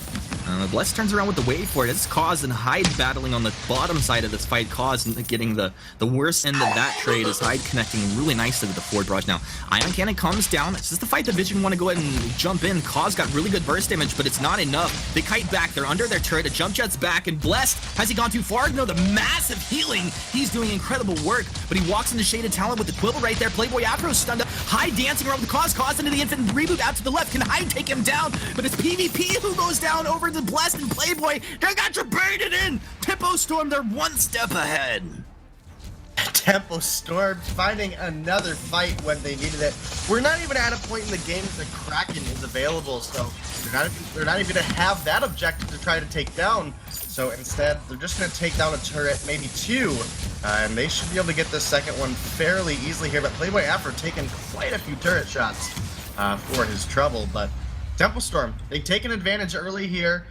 They were able to keep that aggression pushed, and now they have the base cracked wide open of Vision, and they could look to end the game on a single Kraken push now. There's only 2 turrets to go. 2 turrets to go. I gotta say, man, it felt like Vision were a little bit disjointed in that last fight. Cause was lighting Hyde up. And as Cause dives in for Hyde, you got to see PvP kiting backwards, where Blessed and Playboy chased him down. And Vision Gaming not able to accomplish anything on either front of that fight. And well, they're going to have to put everything together. I feel like they can burst Hyde down, but Blessed definitely a lot tankier right now. Yeah, Blessed with the metal jacket early on has really negated a lot of what PvP Warrior is able to influence in a fight. And now that Blessed has the breaking point complete as well, he's going to begin to be a huge threat towards the side of Vision. A bigger threat than he's already been. And now, a bigger threat than Playboy no. with the Arcane Passage just started off. PvP trying to kite back, gets the heal, but it's not enough. Hyde dropped low, but he has no fear as long as he's holding hands with Blessed and Playboy Afro. Target lock on the infinite reboot. Termination protocol coming through. Tempo Storm up 12-2, 15 minutes in. They'll take a perfectly timed fight to nominate, and how about a Kraken for their troubles? Yeah, it looks like it, and this could be the end of the perfect series for the side of Vision. As Shaded Talent, I mean, Die of a Miracle should not be able to hold anything off. Now, PvP Warrior is coming up. Kaz will be up in a couple seconds, but I think the damage is done. They only have 2 turrets. They don't have the damage on their team right now to actually take down a Kraken, let alone Tempo Storm pushing with it. And the Kraken alone is going to be strong enough to push into 2 turrets here. You know, just having Tempo Storm there is going to probably just secure the win. All right. Here we have Shade Talent picking up the Echo to dominate. Is this the game-changing item? Can we see potentially a Force Accord up into the healing platform to just wreck Tempo Storm? It would be... This falls back into the shy of a miracle. There's nothing Shaded Talent can do to win this one. If Tempo Storm walk close enough to get Force Accorded in and don't block it, they deserve to lose. They deserve to die here. Damn. Tough words. Quibble onto 2. Arcane Passage in one more time. Tempo Storm starting this fight very aggressively. PvP turning around with the double tax out of the jump jets. It's not enough. They're really not coming through with the Baron finding the damage. Now they move to the healing platform. Shaded Talent. Has he burned that Echo? Second Force Guard. They're all blocked off. It's a disaster. They are going to wind up short of the miracle on this one to nominate. And Cause will pull out that termination protocol. Hey, it's just not enough. This is Vision Gaming falling flat on their faces in Game 3. Tempo Storm finding the fights that they needed. And it does look like they're going to be able to close this one out. The Kraken's very low, and there should be some body blocking come out of Hyde's forward barrage until Shuri Strike. He's trying to get onto target here. I mean, how's this gonna play out? Quibble coming through, death from above. I mean, you talk about a non-reliable ability to nominate. That looked pretty reliable. Well, sometimes you run into that situation. Sometimes the death from above is literally that. Death from above. And Tempo Storm, you know, I was starting to count them out. I thought this was going to be Vision taking a 3-0 sweep. And, you know, looks like I made the same mistake that Vision did. I slept on Tempo Storm, and they proved me wrong. And I cannot believe that you did go to sleep on this Tempo Storm squad. Some of the best if they can put it together. And some of the best we also have on the desk. Our beautiful Munchables, our wonderful tasty bacon. Guys, take it away. Thank you very much, guys. Yeah, we are ready to break that one down. Tempo Storm not willing to roll over and die just yet. Vision 2-1 up still, but Tempo Storm managing to close that gap somewhat. First step on a road to a reverse sweep. I don't want to call it too early. It's just one win. But the key thing is it was a very convincing win. Yeah, it was dominance from Tempo Storm this game. I said that the Alpha was likely to be the one being very aggressive and trying to invade the enemy jungle. Hyde, apparently he was listening and took offense to that because it was Tempo Storm in the Vision Gaming jungle all game long. I mean, right from the word go as well. We could take a look at the first replay, which was literally after just the first minute mark coming on through. In fact, before the first minute mark, they are chasing into this jungle. This series of events led to 4 separate kills for Tempo Storm. This is unreal. Yeah, diving right up underneath the first turret, getting the first blood at the first minute, but then not relenting and continuing to stick around and find themselves these opportunities, getting onto the Alpha, putting her into the reboot, and immediately taking her down. PvP Warrior, he's got nowhere to go at this point, tries to stick around, tries to delay this as long as he can, but there's just, again, nowhere for him to end up going. And then the rest of the team, they start to respawn because it's so early in the game.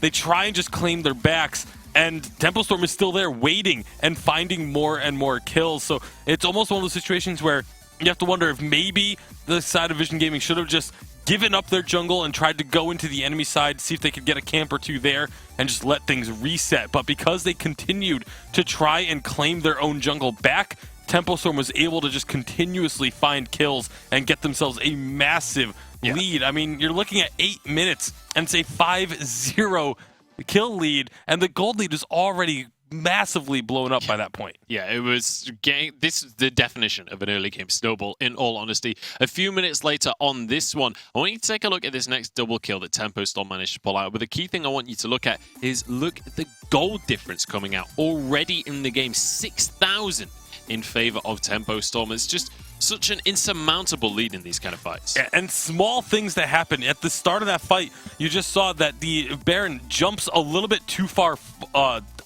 north to the top of the map and isn't able to immediately throw out a basic attacks onto the Vox, who is extremely low. immediately after that, while Vox is or while Baron is trying to chase that Vox down to get those hits in, the Vox gets healed and back up to about 3/4 health.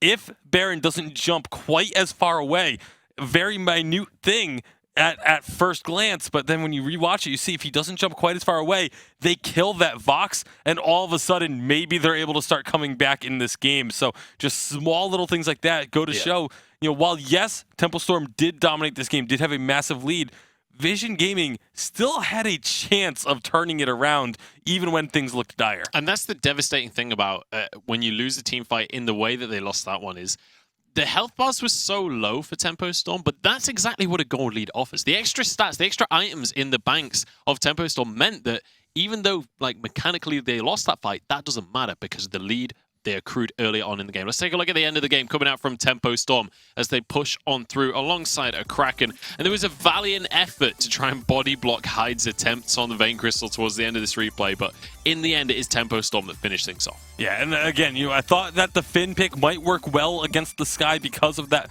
body blocking, but Hyde did a phenomenal job of positioning himself in such a way that the Finn couldn't really body block. Anytime Finn started to try and block him out, he used his abilities and his movement speed to reposition himself during the course of the game so that he could get the damage through onto the targets that needed to be getting hit. And I think we have to kind of go throughout this series. We've been talking about, like, what do we look at changing in the draft? While the Finn pick, I think it worked really well into a Rona. As a first pick, I don't think it's quite as strong because it's a pick that really only feels like it can come out as a counter pick. Yeah, absolutely. And we've seen a lot of drafts like revolving around a Rona that never ends up getting picked a lot of the times across the course of the challenge battles. Honestly, I feel like Rona has been one of the picks that has been a focus across the entire series, across both regions as well. But even though it's been kind of an underlying focus for these drafts. Here we go, though. Kestrel banned away once again by Vision Gaming. They are not allowing that to go to Tempo Storm, no matter what. Yeah, it's very interesting that they are still focusing. Again, I know Temple Storm are very talented with that hero, but the fact that nobody else is playing it, to me, kind of means that maybe they could let that one through, but they just don't want to risk it. This is looking very similar to game number 2, where the bans and the first pick being the Black Feather. Now you got to wonder, is Temple Storm going to pick up the Rona? If they do they then ban the Finn coming out on their second ban rotation? It is definitely a possibility. We'll have to see where they do go with this on Black Feather first pick. Very strong one, but we could well see that Rona come out as a counter. We're just going to be swapping around the graphic ever so slightly. The draft will continue. Do not worry. Do not fret. But the Rona counter pick into a Black Feather, something that we've been seeing as standard. But this could be something that's been taken into account. You often see in that scenario the Black Feather flexed into that CP role and then something else like a Vox locked in for the lane carry. So definitely ways to play around that one. And if you do go for that Rona, you have to build a composition around that as well and figure out how you're going to support that Rona in those fights. Yeah, and so that's going to be the question of when we do get the draft back up, if they did go for that Rona pick and how they do decide to play around it, what they decide to pick or ban again, because if you ban away the counters, there's Sky and Finn. That's the one difficulty I think they would have with picking the Rona, is that both of those picks are still available for the side of Vision Gaming to grab if they decide to answer it. So the choice here now becomes, do they want to go for the Rona and risk having it countered, or do they just completely go for something else? Do they just grab themselves a captain or something along those lines?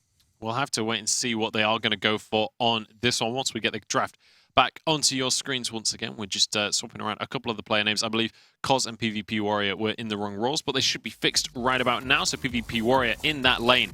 It was Arden locked in for Tempo Storm, focusing on that captain and then taking the Finn away from Shaded Talent. I'm thinking that they're trying to force out the Rona ban with the Finn ban, and instead it's going to be a Sky. So this feels risky. This feels extremely risky by Vision Gaming. They just, both of the counters that we've now seen kind of start to appear towards this Rona, banned away, including them taking one of them and then allowing Temple Storm to take this Rona pick for themselves. So either they just don't think Temple Storm can play the Rona to the same level that we have seen other teams be able to play it, or they feel like they still have a strong counter to it with this Grace. Keep in mind, last time they had the Black Feather, it was a Grace that was banned by Tempo Storm instead of the Finn pickup. So they obviously really like this combo, that the ability to heal up the Blackfeather when he goes in. They feel like that will be enough, along with a Vox, the stacking to get themselves over the hump that is Arona. Absolutely. Vox can do a good job of just staying out of range of that Rona and just trying to kite that one out.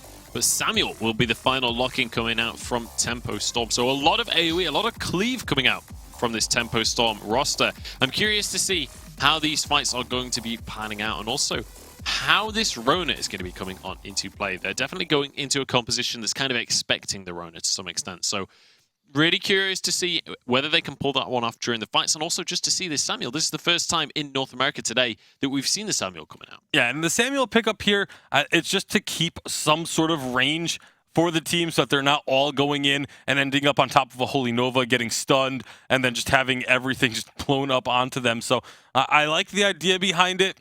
It's definitely going to be interesting to see how Vision Gaming plays around the Rona pick, though. I think that's obviously going to be the key to this matchup, is how well they can play around the Rona without having the Sky or the Finn. Obviously, Grace does do pretty well against it because of things like the Holy Nova and the Divine Interventions, but if this Rona gets going, it's just going to be so scary.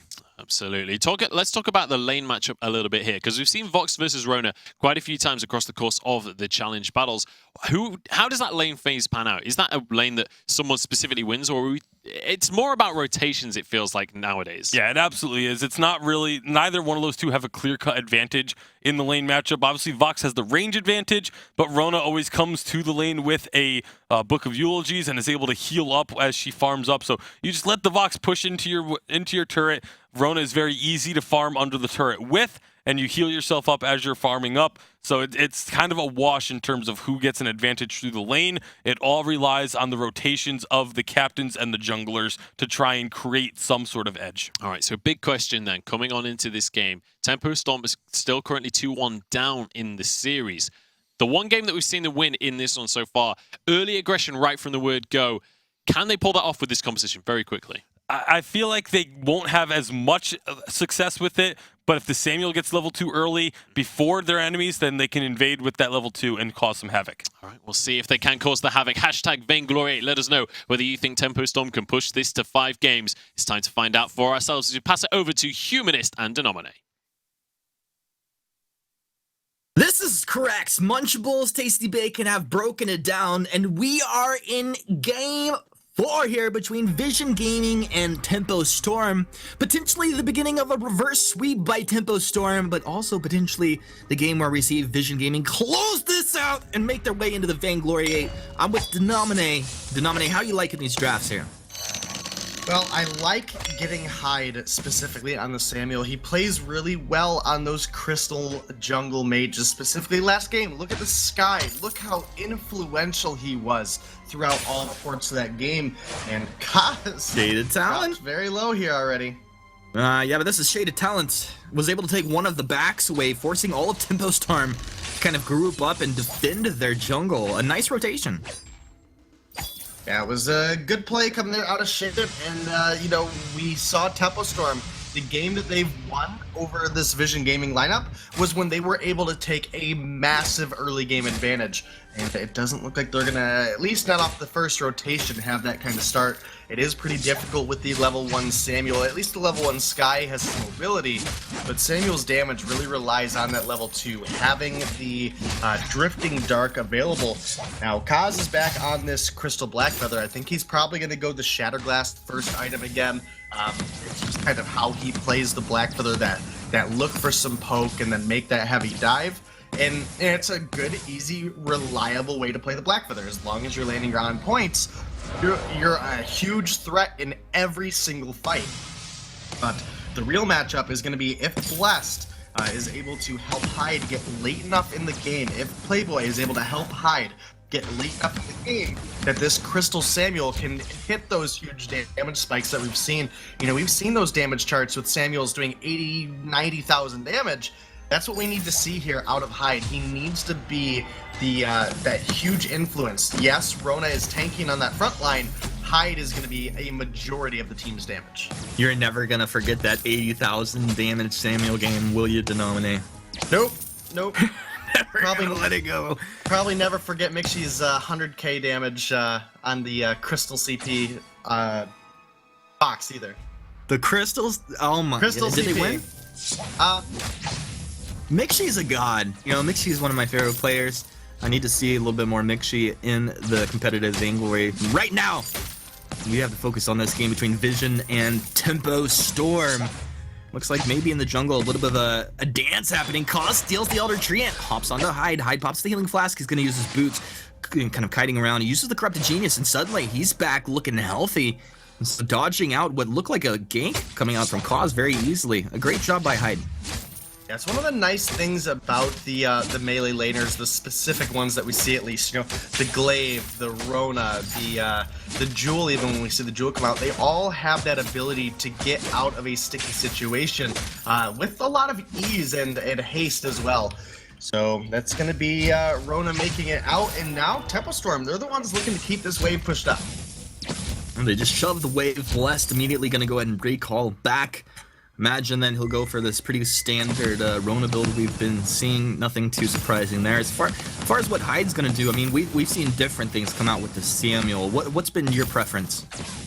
I really like the Dragon's Eye on Samuel, and the reason being is it's so easy for him to actually scale that up. Once you've dropped your Drifting Dark, the cooldown on your Malice and Verdicts, as long as you stay in that Drifting Dark, is just shy of instantaneous. So you're able to constantly scale that up and then continue to force out the damage. And you kind of judge it pretty heavily based on how long your Drifting Dark's been down. When your Drifting Dark is coming up to the end of its reign, you're pretty much at the max stack of that Dragon's Eye, and your damage potential is there. You can keep the poke up. Uh-oh, Hyde getting poked out here by Cause, but quickly a Vanguard, they turn it around. This is the Fountain out of Playboy as well. Tempo Storm just answer back now. Drifting Dark moving forward, Hyde. Not sure that's the one he wanted. You can see the Protector contract flying around as well. A nice pickup there. Blessed, he gets knocked up with a Holy Nova.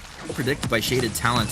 Hyde gets jumped on by Cause with a Faint of Heart. He moves in. Cause just doing a really good job once again. Kind of coming alive early in this game on this, as we talked about, Crystal CP Black Feather. Sorry, I'll stop throwing you off that one. Oblivion off the mark. Hyde's going to get the Vanguard. They're going to fight over this mid-Trant here. And it's going to be a Holy Nova knocking up Playboy. And that's going to go the way of Vision. So a nice little steal. I mean, it's a small thing at this point, but obviously no kills on the board. What? Malice! And it was the Verdict. It was not the Malice that got the kill there. Hyde, a nice first blood. Tempo Storm, they're going to move forward as a unit here. Cause will take down his mid, so that won't be a nice little regen treat for Tempo Storm, but they'll move up and in lane, look to apply some pressure.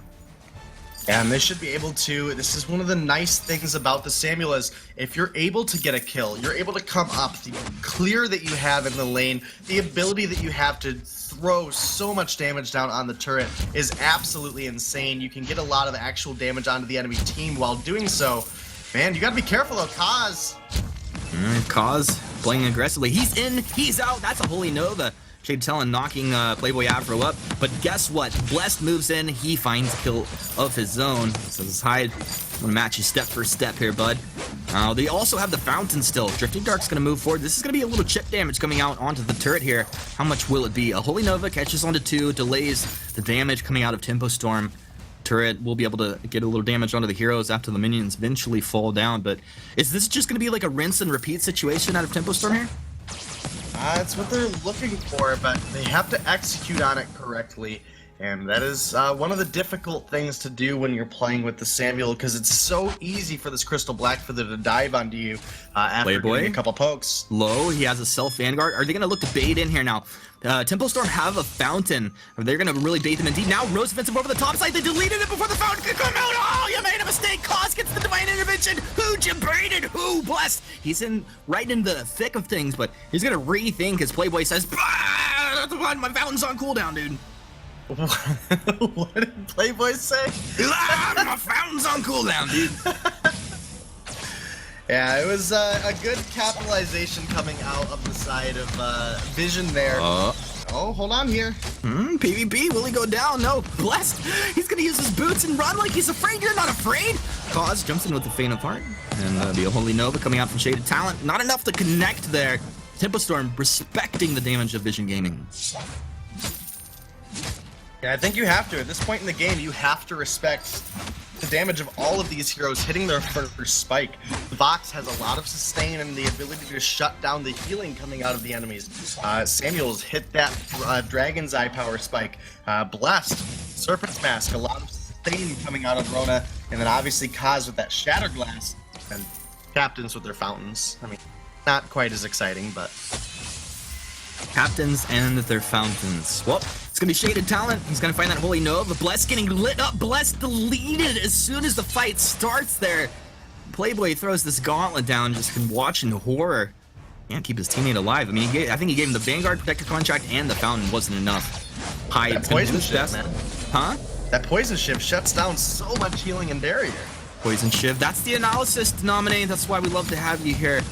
You know, nothing gets past you, and we appreciate that. I mean, what else are the big factors here? Why is this just a back and forth little game ping pong? Well, at this particular spike, we have Kaz hitting level 8, has the extended range on his on point, as well as some additional damage on it. When paired with the Shatter Glass and all this little additional chip of crystal bits that he's picking up, the heavy prism and then 2 additional crystal bits, he's at a strong spike in his build. However, moving into the late game, you know, Hyde has kind of that level 2 advantage. Samuel becomes a totally different hero at level 2, and then through the mid game does struggle a little bit. But getting into the late game, Hyde is going to be a threat that Kaz definitely has to worry about since he's going to be on that front line with Shaded Talent. Here we go, Bless knocked up with the Holy Nova. Is he going to get burst down? Yeah, he just got wrecked. Vision swarming like bees on top of their target here. Bless couldn't do anything, and that's going to be another huge fountain cooldown. A failed fountain cooldown, you could say, maybe denominate coming out here. Playboy really not connecting on the heals. I mean, we talk about what Arden can bring to the table to keep his teammates alive, but right now, it's just not coming through. Yeah, it's not looking like Arden has a whole lot that he can do. Again, that Poison Shiv is so useful against the healing that the enemy team is able to put out. Even takes some of the fortified health that Rona is able to get out of the picture. So we got to make note of that. Oh, Malice and Verdict almost takes down PvP Warrior. You got to be careful. That splash damage coming out in spades here now with Tempo Storm. Are they going to have an advantage? They'll have a healing in 20 seconds. Bless jumps in. He's found PvP. This looks like a kill here. Gatsby able to pick that one up. Gatsby is #blessed. They'll get onto the turret. Gauntlet comes down. Shaded Talent. Has he been left on the backside for dead here? He's trying to defend the turret, but it looks like he's going to lose his life. Benediction forward. Bless jumps into the fray. They chop him down. Is it going to be a turret as well as Kaz kind of juking around through the jungle? He's going to try and get a last hit there. Will he be punished with his life? Oblivion gets thrown out. Kaz predicts it. Nice dodge out there. Hyde's going to throw the Drifting Dark. Oh! He got him with the Drifting Dark. Oh, that's good. That was such a great play coming out of Hyde. As you mentioned, this game has been very back and forth, and yet this series entirely has been both teams really showing that they're bringing their A game to the table. And this time, you know, Tempo Storm, they're down 2-1 right now. They're looking to even that out and take us to a game 5. 3-man Holy Nova, Crystal Sentry's down. Almost just called it Dragonborn. I don't know where that came from. It didn't, though. Fountain coming out of Playboy Afro is able to save his team there, but you know, now they've got to consider that cooldown is down for a while as Vox went ahead right up into the lane, pushed down that first turret. Now got a little bit of a fight breaking out. Hyde's already, Hyde got obliterated. Hyde got obliterated. Yeah, that's this is the just massive burst potential of this composition. I really love it. This is upfront damage on the Vox and huge burst damage, of course, coming out of Kaz. Kaz just beast mode at this point. Bless moves in. He's into Red Mist, but another Holy Nova connects. These are just some true Holy Novas coming out. Shaded Talent just lighting Tempo Storm up with these stuns. Multiple, you know, 2-man, 3-man stuns coming out here. Divine Intervention will keep his teammate alive and healthy as Vision move back. Once again, just really clean team rotations. They're down in net worth, but it feels like they're putting the hurt on a Tempo Storm. It definitely feels that way, but I mean, Tempo Storm, every opportunity they get, they are able to return that aggression. Hyde has come through so strong several times on the Samuel. We just got to see if he's able to keep it up for the rest of the game. He's going to start to scale up. He has the Eve of Harvest, and will likely work into that Broken Myth last. Oh, Drifting Dark! Gauntlets down. This looks like a good fight for Tempo Storm. They block off the Holy Nova. Good job, Playboy Afro. The Fountain's gonna come out here onto Vision, keeping him alive. They turn it around. They have the burst damage. Blessed is down. Playboy Afro looks like he's gonna be second here. He'll just run into the corner, stick your dunce cap on. You're down. Wait to respawn. Well, Hyde, maybe you're gonna look for the God plays. He's got the Drifting Dark, throws it backwards. Respecting Vision Gaming. Maybe too much respect here. It's gonna be an immense gold payout. Denominate. Yeah, unfortunately, at the beginning of that fight, I tried to squeeze it in there. The Drifting Dark was used the wrong way. He thought that the side of Vision was a little bit further back. He quickly learned that was not the case. As he put that very aggressive forward-moving Drifting Dark down, he caught a glimpse of Vision right in his face. That's not where he wants them to be, and had to step back, and that put him out of his empowerment. And from there, it was the matter of time. It was only a matter of time before Vision pushed their aggression right to the core, and were able to take down a couple kills off of the side of Tempo Storm. Hyde was able to make it away alive, but he's got to be careful about how he uses the Drifting Dark. I mean, that's always one of the biggest decisions now. He's going to throw the Drifting Dark at Malice Verdict. He throws it into the ocean there. I'm not sure he wanted that unless he was whale hunting. Now he moves forward. Bless spinning the Red Miz, taking PvP Warrior down. They're able to take the Vox now. Looking for Shaded Talent. Shaded Talent booting himself back. He has Divine Intervention if he wants to pull up for it. Benediction back towards Cause. Is he gonna throw it out? Cause turns around. It's Blessed, dropping pretty low with that on point from Cause. He's trying to spin with Red Mist, building up a little fortified health. He'll get the Vanguard. He's on to Cause. Divine Intervention over the wall comes out here. These guys really playing with fire at this point. Blessed, he's irritated. You can say he's pissed off at Shaded Talent for healing Cause up like that when Blessed had an easy kill. Now Hyde, Drifting Dark moving back. Malice the Verdict knocked. Well, the Verdict does connect. The Malice does not. Tempo Storm. The dangerous position if you get caught out here. Cause landing these on points. Insane precision. Oh, get wrecked. Respect to the on point. Respect Cause. Shaded Talent. He's in here just beast moding for his team. Rose defensive forward. Protector contract comes out onto Blessed. I don't know if that's going to be enough, but he spins with the Red Mist. He's out of the fray. Denominate. What do you have to say? That was such a crazy long fight. Cause was able to stick around for so long and keep the health bars of Tempo Storm low. From there, it was Shaded Talent coming in to help out a little bit, and then obviously PvP Warrior coming back from the grave was able to influence quite a bit of that fight as well as he returned. And then it was a matter of time. They got the kill on Hyde. They weren't able to find Blessed and Playboy Afro, but they were able to keep them on the run long enough for PvP Warrior to push up the lane, took down another turret to take a little bit of a lead back. Kraken's on the board, not quite enough in the favor of Vision for them to start that one up. And Hyde, he's getting very close to that Broken Myth, and that's going to be the final damage spike coming out of this Samuel, unless if he goes into 4 items. We would typically see that 3rd item come out and then a reflex block, possibly going into a Aegis very quickly because Cause just so much damage coming out of this Black Feather. Cause is lighting them up right now, and I think also Shaded Talent, they're going to move around the backside. Vision have the flank here. Now, can they execute on this nice positioning that they start to side? Benediction on to Blessed. The Holy Shield's going to wear off. Does Shaded Talent trying to get into position for the nice Holy Nova? That one won't connect like all of the previous ones had connected so well. Tempo Storm will be able to get out of this situation, but you can see Vision moving with precision and aggression here. Yeah, they are, but it's Tempo Storm. They catch a whiff of something, come back up to the lane, and was that an Echo? Holy Nova, an Echo 2-man Holy Nova! I've seen it all. Nominee. Blessed, spinning with his Red Mist. He's going to switch targets back to PvP Warrior. PvP Warrior gets the Divine Intervention. He's going to kite around with the Sonic Zoom. Blessed, dropping low, but he'll get the Vanguard. It's Cause. Cause, have you gone too far with the Rose Offensive? And then on point is just enough durability. He'll get the Fountain. He's staying alive. They baited him in. A double kill coming through for PvP. 20 breaking point stacks at the end of that one. Playboy Afro could not keep his teammates alive. This is going to be a turret as well. A massive win for Vision Gaming.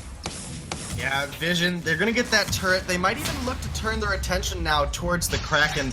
They have a bit of time on Blessed and on 2 Hyde. It's not a ton, but I mean, any advantage you have right now is an advantage that you need to push. You can't let this Samuel get to the latest portions of the game, otherwise it's going to be a rough time for Cause on this Black Feather, who's actually had a pretty decent early performance. That's a Kraken going over to Vision now. It's going to top off their health bars, and they can look to push and end the game here. There's only 2 turrets to go, and again, this is where we see teams sometimes get a little too far ahead of themselves. They don't have to get too over-aggressive. All they have to do is be a distraction, right, Humanist? All they have to do is stay alive, let the Kraken push into the turrets, and draw some of that aggro off. Make the side of Tempo Storm pick. Do we go for Vision or do we go for this Kraken? You got to make it if Vision win this fight, if they take this game, they're going to the Vainglory8. I mean, they're up. They are one game away, one fight, you could say, away. Gauntlet will be able to stun out. Blessed, realizing he does not want to fight just yet. Hyde hiding backwards, but his team moving forward. PvP Warrior was dropping low, but Divine Intervention will keep him alive. A second Divine Intervention. Blessed wishes he could have one of those, but Blessed doesn't need it. He's got his own sustain. He's got a crap load of breaking point stacks, and looks like he will let Cause live here. Bless the Merciful. They're gonna pull up on a Shaded Talent, but at some point you gotta get on to this Kraken. The Kraken destroying. There's only 1 turret remaining here. Tempo Storm will be able to collapse back. Vision Gaming do not close this out here, but Tempo Storm are so close to getting knocked out of the Vainglory potentially. I guess they have one more series. If Tempo Storm loses here, again, as you were literally just getting to, they do have the follow-up series. They have that opportunity to play off against Hazard in the runner-up match. And again, the winner of that second matchup will be the second team going into the Vainglory8. As PvP Warrior flops a little bit on the wall jump there. Might be going back to try it again just for flavor. There it is. Just for flavor? For flavor. Can appreciate that. I mean, it's been a tasty series thus far. I mean, it's been a tasty challenge battles. Let's be real. I think we're going to have a spicy little end to this game. Spicy queso? Spicy cheese to finish off our North American day. I mean, I see what you did there. I see what you did there. I don't know. Man, I don't like spicy queso myself. A little pepper jack on a sandwich can be nice from time to time. I'm more about setting the pace, setting the tempo, and riding the storm. Shaded Talent holding Nova onto Bless. Bless gets the Vanguard from Playboy. We're gonna go ahead and reset here. I'd love to see Tempo Storm take this game, send us to game 5. War Treads in. Tempo Storm, what's the play? Who's your target? They jump on the Shaded Talent. It's not the key target that they want, but they'll take it if they can have it. Wait for it off the mark here. Tempo Storm, they throw the gauntlet. Playboy wishes he could have that one back. Maybe it's all the mind games. He's one step ahead. Blessed into the fray, but off the mark. Tempo Storm just looking, just they want anything, just somebody land in my booty here. Cause really doing massive damage with these on points. Hyde really starting to feel the damage. Playboy, can he keep Hyde alive at this point? They jump on to Hyde, the burst damage. Hyde's been erased, now Blessed. You have to make the god plays for your team. Can you do it? He gets the Vanguard. He needs to stay on PvP. PvP's gonna try and Sonic Zoom over the wall, but it's not enough. Blessed has found 1. He's looking for 2, but a 2-man Holy Nova out of Holy Shaded Talent.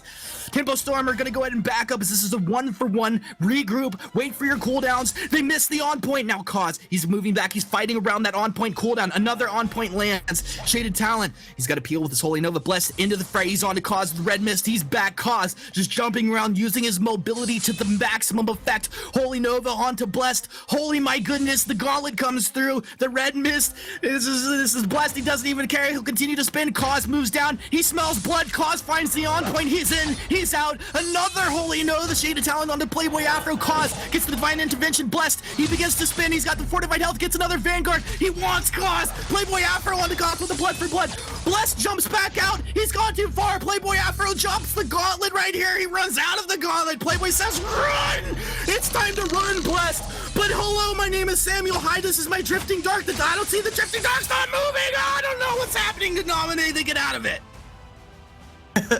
They barely get out. Both teams nearly dropping there. What a crazy fight. And now, off the back of Tempo Storm retreating, Vision are going to take this opportunity, this risky chance with Hyde here to start up the Kraken, and they might just turn onto him. Oh, they turn onto Hyde. That's their key target, but the Drifting Dark's down. He has massive healing and huge damage. He's out of the Drifting Dark, but this is Blessed in. Blessed on their key target. Shaded Talent with the 2-man Holy Nova to peel for his team. Tempo Storm thought they had an opening, but it's right back the other way. Kraken still could be captured up here. One time, Blessed over the wall, spinning with the red mist. Who's going to get that tree end right there? PvP gets that, a little bit of healing for himself. Shaded Talent pops the recall. Little troll there. Benediction over the wall. Hyde gets jumped on with the on point, as well as the Faint of Heart. But this is so much damage. Cause has to respect it. Blessed more time. He's trying to find Cause, but this is too much mobility. It's just dance the game of ballerinas at this point. Now the gauntlet comes down. Now it's connected. PvP has he gone too far into the fray? PvP is gonna drop. Blessed is doing it. Tempo Storm is doing it. Cause, you need to make some next level plays right here. And this is the Crystal Sentry trying to do pretty good work at this point. Cause wants to land the on point. He'll use his Rose of Fists trying to dodge some of the damage, but Hyde is on the chase. Hyde low on energy. He's got him with a Malice and Verdict. Tempo Storm find 2 kills. Kraken is on the map. Tempo Storm are so close to flipping this game around and pushing us to game 5. Yeah, definitely looking for it. Shaded Talent, obviously, there's nothing he can do to try to prevent this, but Blessed, you might have to wait for Playboy here, man. Yeah, he's waiting. Now they're here. Now they capture Kraken. Yeah, they're going to look to secure this one. They should be able to take it well before the side of Vision Gaming is back on, but they're still in a pretty rough position, Humanist. If Vision are able to find a fight, this Kraken take does not matter. Vision have the damage that they can push in and end the game if they are able to get a kill onto Hyde and Blessed. Even with the Kraken push, Playboy would not be able to prevent the game from being ended by Vision, as well as would not be able to push with the Kraken fast enough to end the game himself. So it's kind of living on a knife's edge here. Tempo Storm, they have the Kraken with them. They have 4 turrets to go through. The chances of it being one push are pretty low. But, if they're able to get kills on the Cause and PvP Warrior again like they did last fight, then Tempo Storm definitely can push us to game 5. Tempo Storm about to close this game out here. Tempo Storm are going to game 5. We're calling it right now. I have no idea why I'm calling it, but the gauntlet's down. Playboy, I think he's going to echo that one up. Did I see the echo come out? Now this is the second gauntlet. Is PvP caught in? The Oblivion over the top. They blocked everything except for Shaded Talent was stunned up on the edge, but there was no follow-up there.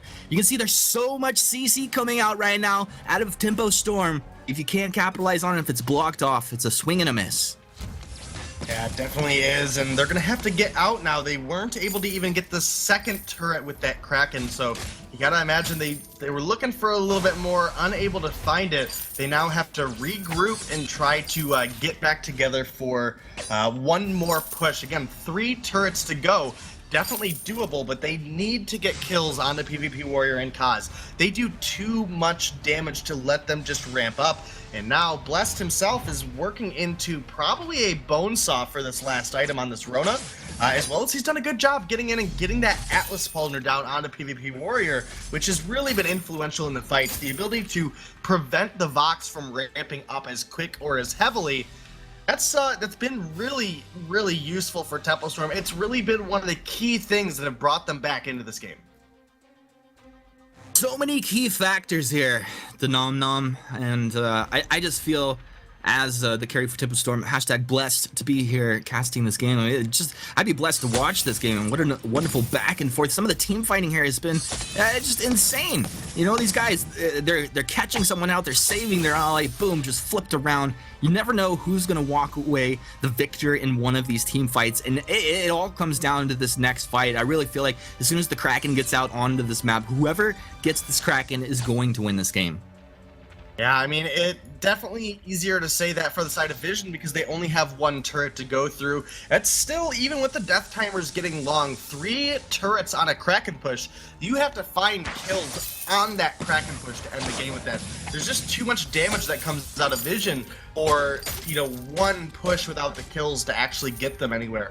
So that's kind of the key thing, and what Vision need to do here is they really need to capitalize on the fact that Hyde does not have a block. Shaded Talent not able to find the connection there, but here we go. Treads in, but Blessed, he jumps in, he starts to spin with the red mist. Look at the breaking point building up very quickly. The second gauntlet coming through as this is Vision just trying to kite back with PvP dropping low. On point's gonna slow up Blessed. Hyde trying to connect with the Malice Verdict. Hyde, can he get it? When he gets it with the Malice, doesn't even need the Verdict. Hyde just beast mode Samuel. And Blessed, he's gonna be able to take Shaded Talent out. Playboy will boost him forward with the Vanguard right there. Just wonderful teamwork. Hyde continues to chase, trying to take Cause down by his lonesome. and just immense plays coming out of Tempo Storm as they look to keep themselves alive in this series. Shaded Talon will go down. We're going to have staggered death timers as well as a Kraken, most likely going over, of course, the Tempo Storm Shaded Talon. It's showing the durability of this Grace here. Even a benediction at the end, he stays alive, but there's a potential Cause could steal this. There is some potential, but it's such a risky call. It looks like he might even be just willing to back off. Looks like Hyde just gonna go out and clear up the lane, and this is kind of smart, as obviously they want those minions pushing as far up as they can just to prevent any kind of Winions getting into the base. Now with the Kraken taken and Shaded Talent down for 30 seconds, there's definitely a big push that can come out of the side of Tempo Storm here. Hyde still doesn't have a block, but he has got himself that metal jacket and is going to be a huge sustainable threat in these fights. Blessed has done such a fantastic job of getting onto PvP Warrior, and now Tempo Storm, they're looking to send us to Game 5. Those first two games looked so heavily in favor of Vision. Last two games, Tempo Storm have really put a fight up, and they are putting everything on the line at this point, looking to keep their spot in the Vainglory 8. Sometimes Tempo Storm just show up and really show you what they can do here. Now, they've taken down the choke point turret. They're going to move forward, trying to find a little bit of a chip damage. The gauntlet will go down. It's actually the stun onto PvP as he used his reflex trying to kite back. Second gauntlet down. We've got Venn diagrams as Hyde throws the Drifting Dark of the Malice and Verdict's forward. Kraken's on to the Vein Crystal turret here. Cause is going to throw out the divine, get the divine intervention from Shaded Talent. Shaded Talent off the mark with the Holy Nova. Blessed with the red mist spinning on to Cause PvP. He's in and out of these fights, trying to dodge the damage, but also getting damage down onto the Kraken. Hyde moves forward, leaving himself vulnerable. Shaded Talent, yeah, he's got the benediction in there, but this is Hyde around the bottom side. The last turret's going down here. This is Tempo Storm. They've taken down the turrets. They're going to be onto the Vein Crystal. They're doing it. This looks like we're going to Game 5 here. Holy Nova, and Hyde's going to go down at the end. Tempo Storm have done an unbelievable comeback turnaround in this game. Wow, the plays dominating. That was so incredibly close, Humanist, but Tempo Storm have done it. They have set themselves up for the reverse sweep. It's now 2-2 going into Game 5. And everything's on the line here. The winner of this matchup is guaranteed to go to the Vainglory 8. They do not have to play any more games this weekend, and the loser is going to have to face off against Hazard for that last spot. And when everything's on the line, Hazard is not a team that I want to go up against. No way. That team's been playing lights out. I mean, what a stressful situation it comes down to here. And not only that, I mean, whoever's going to win the next game is into the Vainglory, but the loser has to go and play another series that could be very draining. But the cast, the casters need to breathe. We'll take a break here. We'll throw it over to Munchables. Tasty Bacon. What an incredible game coming out from Tempo Storm. In the end, they do manage to take it, but some of those team fights lasting almost 5 minutes for one massive drawn-out fight, multiple respawns throughout. I cannot believe we're going to Game 5. I cannot believe we're on the cusp of a reverse sweep if Tempo can keep this up. Yeah, like you just said, I don't blame it at all. They definitely need a break after that one, just a little bit to catch their breaths, because that was an insane game. The back and forth, how close those fights were. Like you said, there's that one fight halfway through that just lasted so long, just through multiple respawns of heroes coming back into the fight and rejoining the fray. Incredible stuff from both of these teams, and you can see just how much this means to both of them by the way that they were playing. Absolutely. Let's take a look at the first blood and the first ace that came on through, as it was Tempo putting their front foot forward once again. In fact, this is a little bit later on than first blood, but Tempo still winning the fight nonetheless. Yeah, able to find themselves an opportunity with the nice gauntlet there, splitting up the team. Of course, you've got Vox dishing out so much damage. They take down the Rona, and this was one of the few times that they got the Rona down early in a fight, because it was just so difficult to find that kill. But what a game coming out of Shaded Talent. So much credit is going to end up going over to a player like Kaz for the KDA he had, and to PvP Warrior for the damage he was outputting. But Shaded Talent, I think, was, even though they didn't win, felt like an MVP to me in this game because of how he was playing this Grace, using the Echo numerous times to echo the Holy Nova, so that they could continuously stun the Rona out of the red mists and allow the team to put out so much damage. It was just the plays that were being made on both sides. There's not really a whole lot to say about them because they were that good. Yeah, it was an insane performance coming out from these two teams. And honestly, it feels like when you get these long, drawn-out late-game fights, Rona always seems to be the point of focus, not just in terms of, you know, being able to take her down, but she just feels invincible. She feels like she does so much damage, and everybody on both sides just focusing on trying to make sure that that can keep on rocking and rolling. Let's take a look at the next replay as the fights continued on during this game. 28 minutes on in as they push on in with the Kraken. This was Tempo Storm taking control of the situation, and it felt so difficult for Vision to actually finish these fights fast enough to deal with the Kraken. Yeah, and as this push is happening, obviously the Grace comes back up, so you think, okay, they have a chance to stop this push, but Kaz has to go back and refresh his infusion there, and that buys a little bit of time for the members of Tempo Storm to push in, and then this fight starts up again. Another big Holy Nova landing that stun, the Divine Intervention being saved so long, but these double gauntlets then forcing the members of Vision Gaming to have to back way off of this fight, allowing the Kraken to get onto the turret. And then you see the Rona, just so difficult for them to take down. They're putting so much focus onto the Rona here, and that he can't take her down, so they decide to switch focus onto the Samuel. He's able to get himself out of trouble, gets back in his Drifting Dark, which was an incredible play from Hyde to be able to move out of the Drifting Dark, go around the crystal, and get back into it. All the while, the team is focusing on getting that objective taken down. They destroy the turret. You have Hyde on the backside, untouched at this point now, continuing to put out damage on the objectives. Just very smart heads-up play from both teams. Insane stuff coming out from these two teams. And honestly, based on the first two games of the series, I did not expect to be seeing a Game 5. I was expecting this to be a clean 3-0 for Vision, but Tempo have... It seems like they just took a couple of games to wake up, and now they are on a level that Vision might just be struggling to defeat based on the last couple of games. We'll have to see. But it is time to start to talk about game number 5. Let's look at the draft here. Rona, once again, the focus of every single team in the challenge battles, it feels like. Does that need to just be banned away here? I feel like that may be your best course of action. Just take her off the board. Don't deal with the Rona whatsoever. You don't have to then, the Finn, the Sky suddenly don't become as impactful in the draft phase, and you can just focus on other picks. You can focus on other play styles instead of having to worry about playing around the Rona or playing with the Rona, things of that nature. So I would very much like to just see the Rona get banned away. First rotation of bans, just take her off the board. Yeah, we'll have to see if that is going to happen, because that's one of the things we've always been talking about with Vision Gaming is these are not predictable drafts. Let's just remember the fact that in game number 1, they won with a CP Gwen and a weapon power Rhyme. That's the kind of team that we're talking about here. So when it comes to the drafts, you cannot predict this team. And actually, that's one thing that we can talk about here is the fact that they seem to be becoming more and more meta as this series goes on and having less and less success. Maybe they need to go back to the kooky off-the-wall picks, and maybe that is what will get them into the Vainglory. It very well could be. I mean, they felt like they had the answer to Rona. They did beat the Rona one game this series in game number 2, but they haven't had an answer to it since. And they've been focusing their draft around the Rona, but they haven't been able to pick up the victories.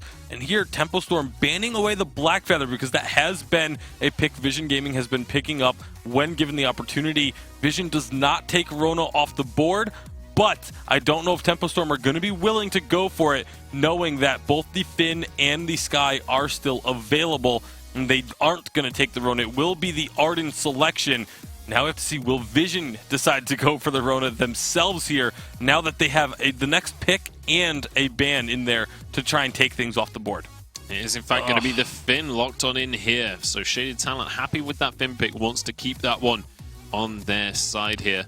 I'm not crazy about the Finn first pick here. I liked it as the counter pick to the Rona. I liked what it was able to bring, but picking it up early, they tried this earlier, it did not work out for them. I feel like Finn is in a spot right now where he has a place, but it's only once you know what your opponents are bringing to the table. I don't think it is strong enough to warrant a first pick when you could get yourself something like a Lance or a Catherine is still available. You still have the Grace available to you. I feel like there's just other picks that would be more effective in this first pick slot than the Finn is. All right, perhaps more versatile picks available than the Finn, but we'll have to see if it works out for them this time. They're going 50-50 on the Finn picks so far in this series, but banning away the Sky and Rona still available, so that almost forces the Rona ban coming out from Tempo Storm, I feel like. Yeah, you'd have to figure that Tempo Storm would ban the Rona away here because they clearly know how strong the Rona pick is, and without having Sky or Finn there, it could be difficult, but they take the Rhyme away. It doesn't make sense to me. I'm very confused by this. Maybe they just feel like Vision Gaming doesn't play the Rona. That's the only possible reason I could think for them not banning the Rona here, is that they don't feel like Vision Gaming are going to pick it up, or they feel like if Vision Gaming does pick it up, they aren't going to be able to play it effectively. But it's just so risky to leave such a strong pick available when the two counters that we've seen to it have been banned or picked away from you. We'll have to see. Vision Gaming running out of time, though. Just 7 seconds on the clock, and it is going to be a Cruel locked on in here. So not going with the Rona after all of that. Rona could be a pickup for Tempo Storm, but a couple of the counters have been taken off the board already. So this could get dicey if the Rona comes out for Tempo Storm. Yeah, I mean, Krull can build up the weakness stacks on the Rona, and obviously we've seen the Finn be able to play into it, so maybe they do move away from it a bit, especially with the Vox pickup, but we saw them run Rona out of the jungle already, and it will be the Petal to act as the counter to the Krull here. So this is going to be an interesting one. The Gwen coming out, almost certainly the CP Gwen with the Krull already picked up, can take care of those Munions very effectively. And this CP Gwen actually kind of fulfills a similar role to what we see when we get a Catherine alongside a Krull. And then with a Finn, it's still that triple CC chain available. It's just a different way of achieving that. So this could be a very powerful composition if they can make it work. But how do they actually survive long enough to make that work? Because, you know, Petal does incredibly well against Krull. CP Gwen takes a long time to come online. I think a lot of it's going to rely on being willing to give up the jungle, because we saw last time that there was a jungle advantage for Tempo Storm. They just steamrolled the jungle all game long. At the side of Vision Gaming, they're going to have to be willing to recognize if they lose their jungle early to just give it up. Go and try and make a play in the enemy jungle. Do something. Do not try and contest your jungle if you are losing it in the first couple of minutes, or it will just snowball out of control and you will never have a foothold in this game. All right, and on the contrary to that, you'd expect the Tempo Storm then have to be proactive and make sure that they are pushing that advantage in the early game, making sure to try and take advantages in the enemy jungle. And you know, use the fact that they have that Petal, they have that Vox that can skirmish in the early game and try and make things happen early on.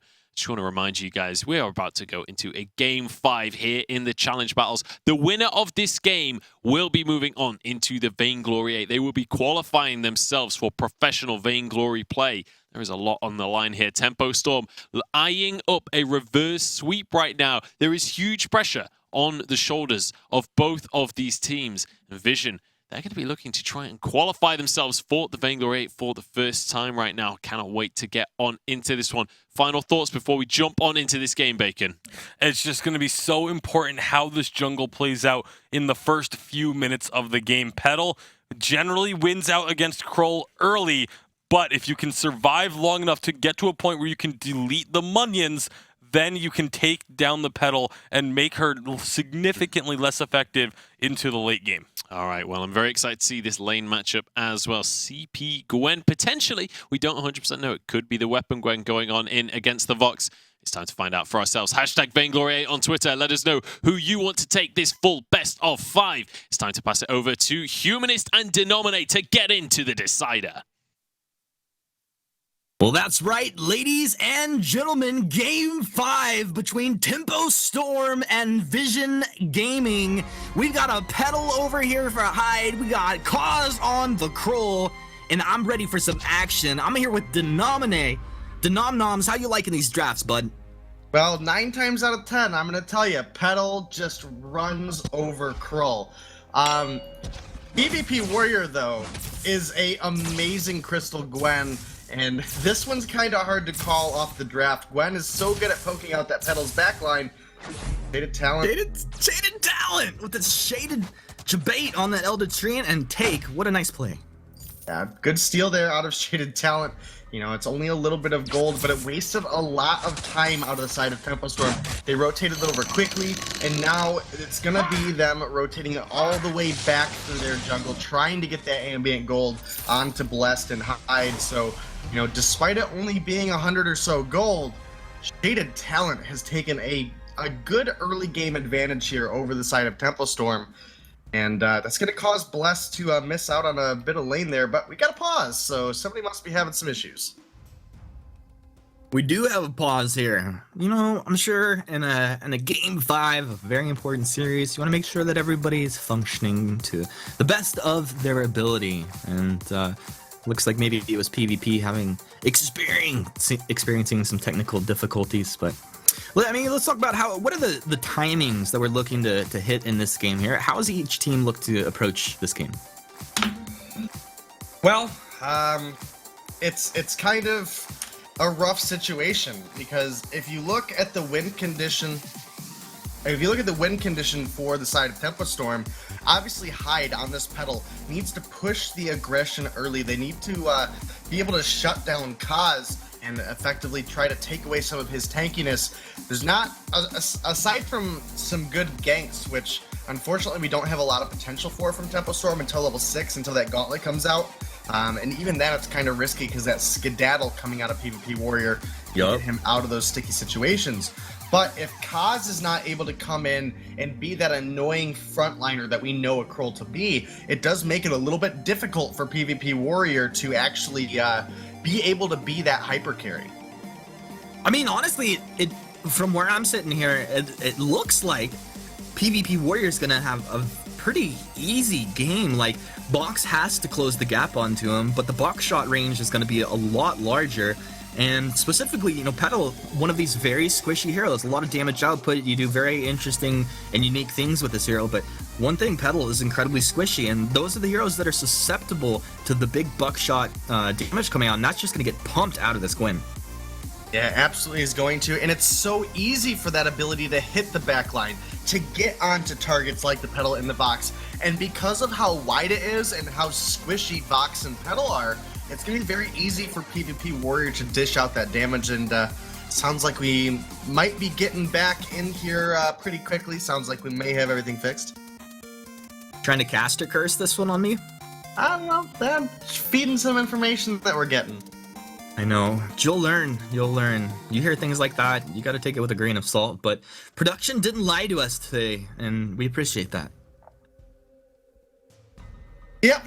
Thank you, production, for keeping us up to date. Looks like PvP Warrior is back in the game, ready to get the ball rolling, trying to get some CS here on this Gwen, so that we can get, probably, again, going to be looking for that Shattered Glass, and then the Clockwork, and then probably the Broken Myth third item, just going for that raw burst coming out of those buckshots, and can be pretty effective at clearing out those Petal minions, too.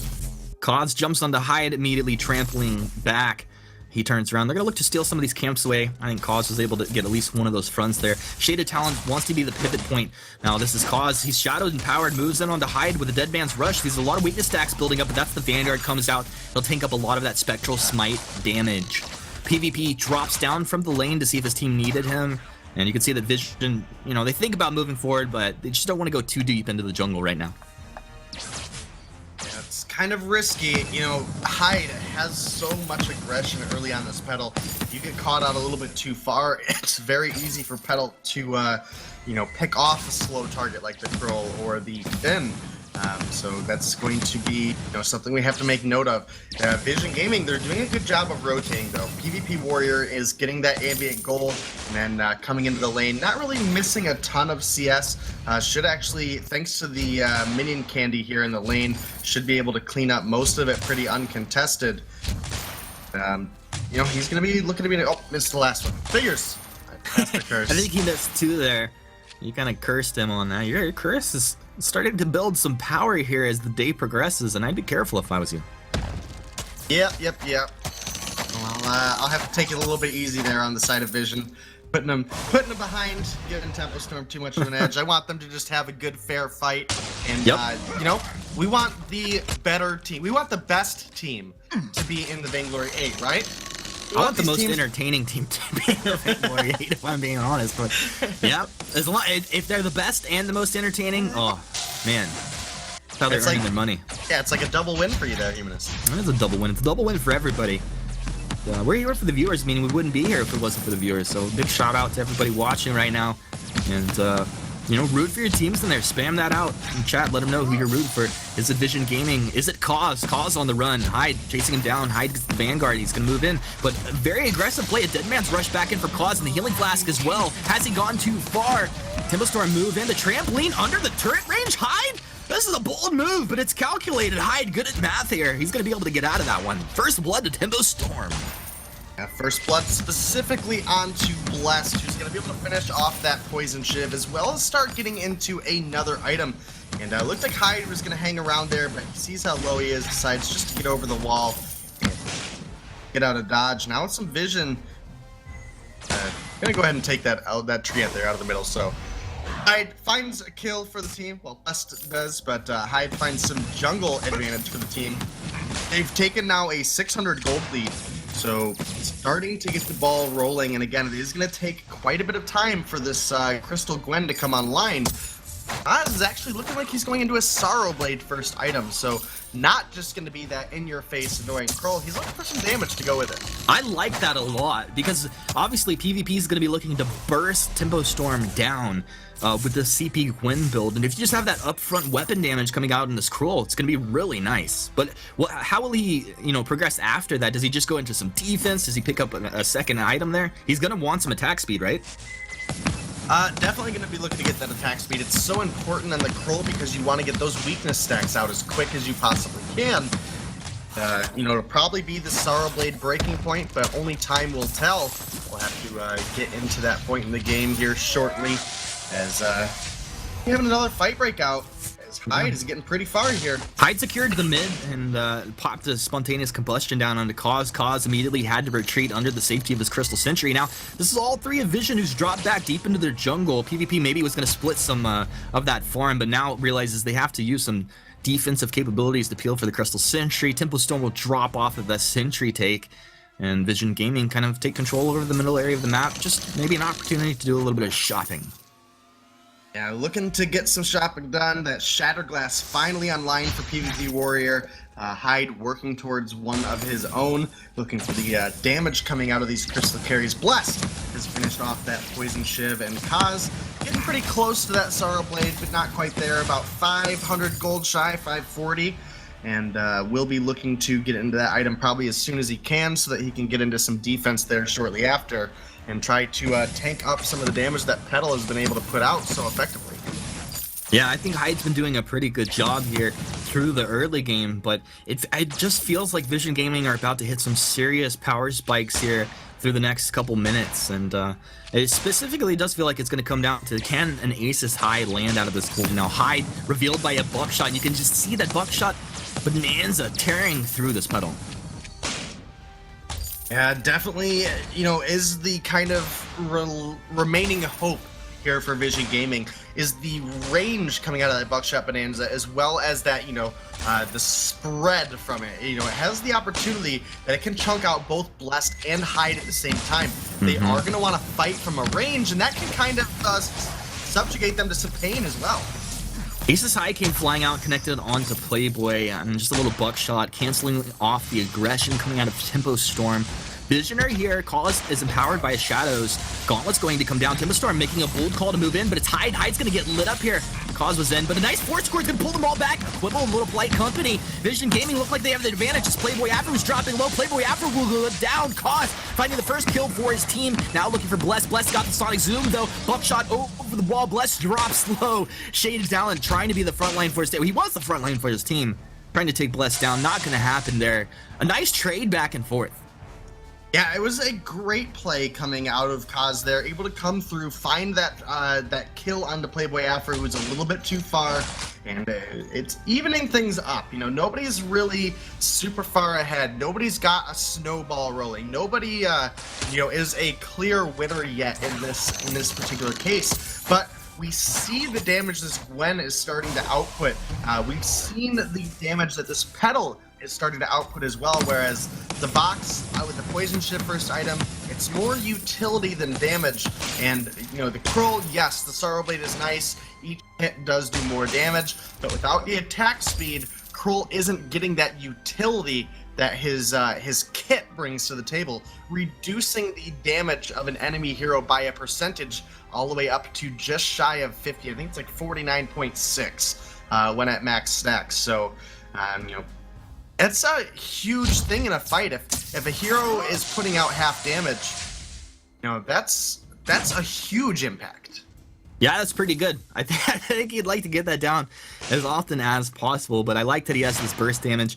He has gone for his tier 2 boots as well, so a little bit more mobile through just the map in general. He can make these rotations, clear out his jungle, get back to lane nice quickly. We're 1-1, 9 minutes in here. You can tell these teams playing this a little bit more throttled than the first 4 games, and it does feel like it's going to break open pretty soon here. But Denominate, if I'm gonna force you to, well, I'm just gonna call you out here. Who do you think is gonna win this game? It's these teams are so evenly matched. It's really too early to tell. I literally know it's too early to tell. I'm just asking you to guess. You know, at the beginning of the game, I did mention that I think the side of Vision is the more consistent team. I'm gonna lean with Vision just on that. I'm gonna stick to my gut. Despite Tempo coming through, having some strong performances, I still think that Vision is the more consistent team. Kind of with you on that one. It does feel the same way. Now, Blessed, he's picked up a weapon infusion, moves forward. The gauntlet's down. Vision are trapped within the gauntlet. PvP, he's going to move back with Skedaddle, turns around with the aces high, blocked off. Nice block by Playboy, but he doesn't block the Force to Court. They've been pulled in, but Blessed is pulled right onto PvP. The PvP can't tank up. Hyde is down. As long as PvP can kite back and stay alive, it'll be great, but this is Blessed finding the kill. They traded 1-for-1. Blessed, dance. He's over the wall with a Sonic Soup, but a dead man's rush to follow. Cause huge plays over the wall with that chase. That weapon infusion going to work for Cause there. Kind of a wasted weapon infusion for Blessed, and Vision Gaming take the win. Yeah, they do, and Blessed not getting a kill out of that infusion is, like you mentioned, it feels like a waste. It is 500 gold that, unless if he's able to find something quickly, is pretty much gone to waste. You're not getting that effective gold back by clearing out the wave a little bit quicker.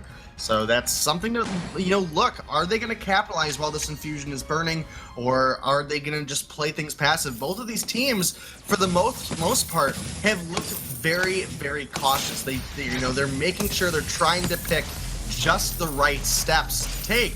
And PvP Warrior going to get out safely here, and team Tempo Storm. Oh! I mean, the buckshot into a 2-man Quillo Polite Company. It is hard to move around through these fights. Vision Gaming a whole ton of control, and I mean that was a 3 versus 2 where Cause was not there. Now he's joined his team. He's at full health, ready to go, has From Hell's Heart, plus the weapon infusion still ticking away. It's very low. I mean, if they got caught out here, they would be finding a kill, but Vision Gaming rotating through, they don't find anything there. Are they going to find Blessed in the lane? Blessed, where are your Spidey senses, bud? Oh, he gets him with the boomerang.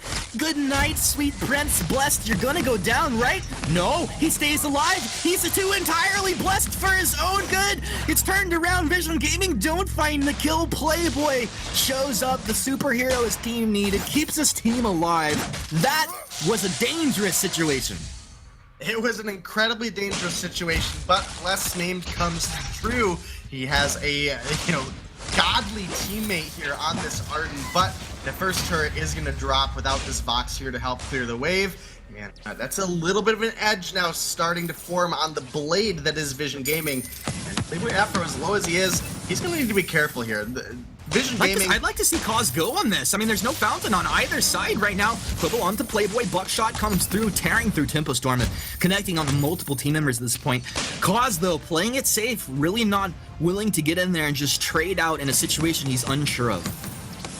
Yeah, absolutely. And you know, this has kind of been the pace of the game. Is PvP Warrior? You know, he's not looking for those fights. You know, if they come, he'll take them. But he hasn't been forcing the issue. He's been playing the safe route, just trying to get late enough into his build that he can be that hyper carry.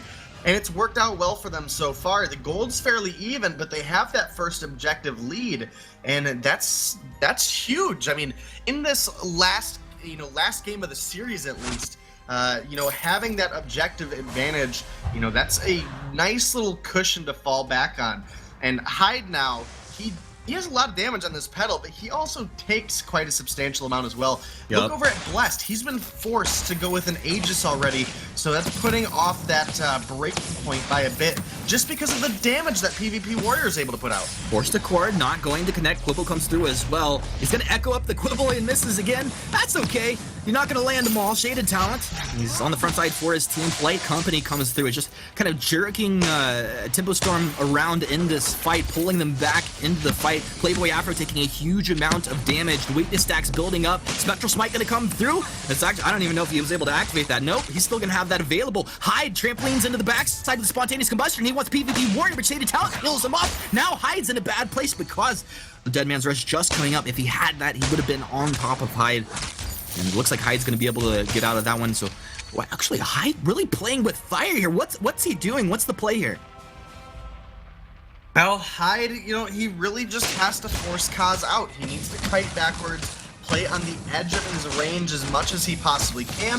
Oh no! Spontaneous Combustion, PvP, doing a good job to hug the edge of the wall, but Blessed finally getting on top of the Gwen. He's been forced back. Your base is the other way, dude! You're going the wrong way! Now Hyde, he's gonna chase Shaded Talent down. Playboy After will give him the Ward Treads. They're in there. This Finn's going down. Wait for it just to secure that one. Bless coming in to join his team. Hyde able to get the kill now. Cause, he's found Hyde down in the jungle. Hyde will get the Vanguard, moves forward. The Spontaneous Combustion, healing his own team, damaging Vision Gaming. It's working out pretty well right now for Tempo Storm. Yeah, so far it has, but this game has again been very back and forth. But now, with the turrets being evened up and Tempo Storm starting up this Kraken, it's starting to look good for them. But we also have to make note is this Gwen has a lot of damage that comes through on one hit, and there's a huge potential PvP could steal this, but the Gauntlet is out! Gauntlet is out. Playboy's not going to have that one for 85 seconds at this point. Shaded Talent has Force to Cord, has Echo ready to go. Both teams have Fountain if they get into a skirmish. A three-man Force to Cord into the Buckshot. They block up the Aces high. Oh my goodness, PvP, you got to be careful. He's kiting back. Look at the Buckshot tearing on through. And Cause able to pick up the kill on the Blessed. Hyde has to trampoline away. He's just running in fear. He'll drop some Brambleborn seeds or something like that. Hyde gets a Vanguard. Playboy Afro is just god moding, dude. Hyde would have been dead so many times as well. Oh my goodness. Buckshot bonanza. Oh, this is the huge plays like see. Now, Cause, are you in a bad place there? He was taking some Crystal Sentry damage. A little Aces high, canceling off the aggression. Now, Vision Gaming, they are on to this Kraken. They're capturing it up, but Playboy Afro is here. He's still very healthy. We could see maybe a God mode, blood for blood if he comes in, but Cause, a nice move to just zone him out there. Yeah, it definitely is, but Vision, they have to go ahead and secure this Kraken. They end up clearing it out. There's nobody taking any damage, so it's going to top all of their health bars off. And just like that, we were just talking about things starting to go the way of Tempo Storm. They stay a little bit too long on that Kraken take that they shouldn't have even started up with, this Crystal Gwen, that poking ability coming through. And they paid for it. And now that's another turret before the Kraken even makes it for the side of Vision. So now Tempo Storm have even missed out on that percentage of health damage of the exploding turret. I mean, can Tempo Storm win a fight where they don't kill PvP? I mean, if they force him low enough that he has to leave the fight, yes. But as long as PvP Warrior is allowed to dance around the edge and throw out this damage, it's going to be incredibly difficult for Tempo Storm to fight it. Look for the Force to Cord here any second. Shaded Talent setting up for it. Remember, again, this Finn has an Echo. Bakudo Finn with the Echo. Now, they move in. They drop the Gauntlet with the wait for it as well. They stun up Playboy Afro. PvP is able to kite back out of this Spontaneous Combustion coming out of Hyde. But Hyde stunned up the from Mel's Heart. Cause turns it around. Buckshot connects onto 3. Hyde trampolining back. He's empowered up. Trying to find the damage here. Another Spontaneous Combustion coming through. You can see Shaded Talent had to kind of dip out because he took a lot of damage off the front side of that fight. Vision Gaming are going to respect the damage that can come out of Tempo Storm. But Tempo Storm will only have one turret remaining at the end of this fight. Wow. Yeah, one turret remaining, and it's not looking very healthy either, as that Kraken smacks the last hit in there. And the turret's now down to a quarter of its health at 18 minutes. Kind of a risky situation for the side of Tempo Storm to be in. If Blessed and Hyde get killed in the next fight, then the side of Vision can look to end it out. However, looking at the builds, there's now an Aegis complete for Hyde and Blessed. And if you looked at the damage that PvP Warrior is able to put out in that last fight, it has substantially dropped off because of that defense. It just goes to show you how important an Aegis is against the Crystal Power Gwen. It now takes PvP Warrior, a couple extra buckshots to actually do the threatening damage that he was earlier. And that's huge. He's, committed into armor for his defense, so he is not going to have a block. He's relying solely on the skedaddle to get him out of a gauntlet, or possibly the help from Shaded Talent if he gets a Crucible. But so far it hasn't looked like that's even the path he wants to go.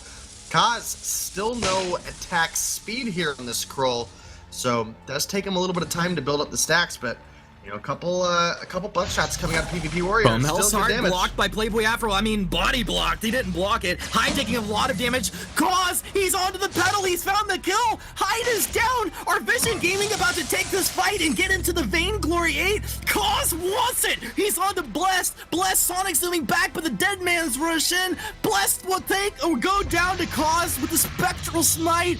Vision Gaming, it looks like they've done it, Denominate. How did they just go in straight down? They're gonna close this game out.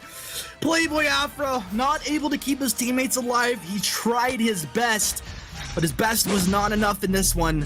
Vision Gaming putting on quite a dominating performance through this whole Challenger series, but into the challenge battles they step up, they put their foot down, and I'll be the first to welcome them into the Vainglory8. Yeah, welcome Vision Gaming. It's been a long run, but you've made it in the best of 5 against Tempo, able to take them down. And now Tempo Storm, they've got another rough matchup back-to-back up against Hazard next. A team that really swept through the Challenger Series. And, unfortunately for Tempo in that last fight, I think Hyde might have used the trampoline in the wrong direction. He jumped literally right into the hands of Kaz, Shaded Talent, and PvP Warrior, got dropped incredibly quickly, and that pretty much spelled the demise for Tempo Storm there. Wow, it's crazy. I mean, in this best of 5 to go the full distance and come down to this sort of situation, and Vision Gaming come out the victors, so super duper uber congratulations to them. It feels good, man. Tempo Storm, a long road ahead with a hungry team Hazard in their way. They're going to have to rethink some strategies, get back into this, and just play some really good Vainglory if they want to maintain their spot in the Vainglory8. But to dominate, this is just really impressive stuff out of Vision Gaming. Yeah, it has been. It's been a long run, but, it's... we'll probably be getting into a break here pretty soon, I would imagine. Try to give Tempo Storm a little bit of time to recuperate and get a plan for this, sure to be difficult matchup for them next. Again, Hazard is a team that came in and really swept through the Challenger Series. They actually did take Vision down early on in the Challenger Series before the playoffs, and then Vision was able to fight their way back up and take the whole thing in the end. But again, that just goes to show that Hazard and Vision were so incredibly close, and now we just watched Vision and Tempo so incredibly close.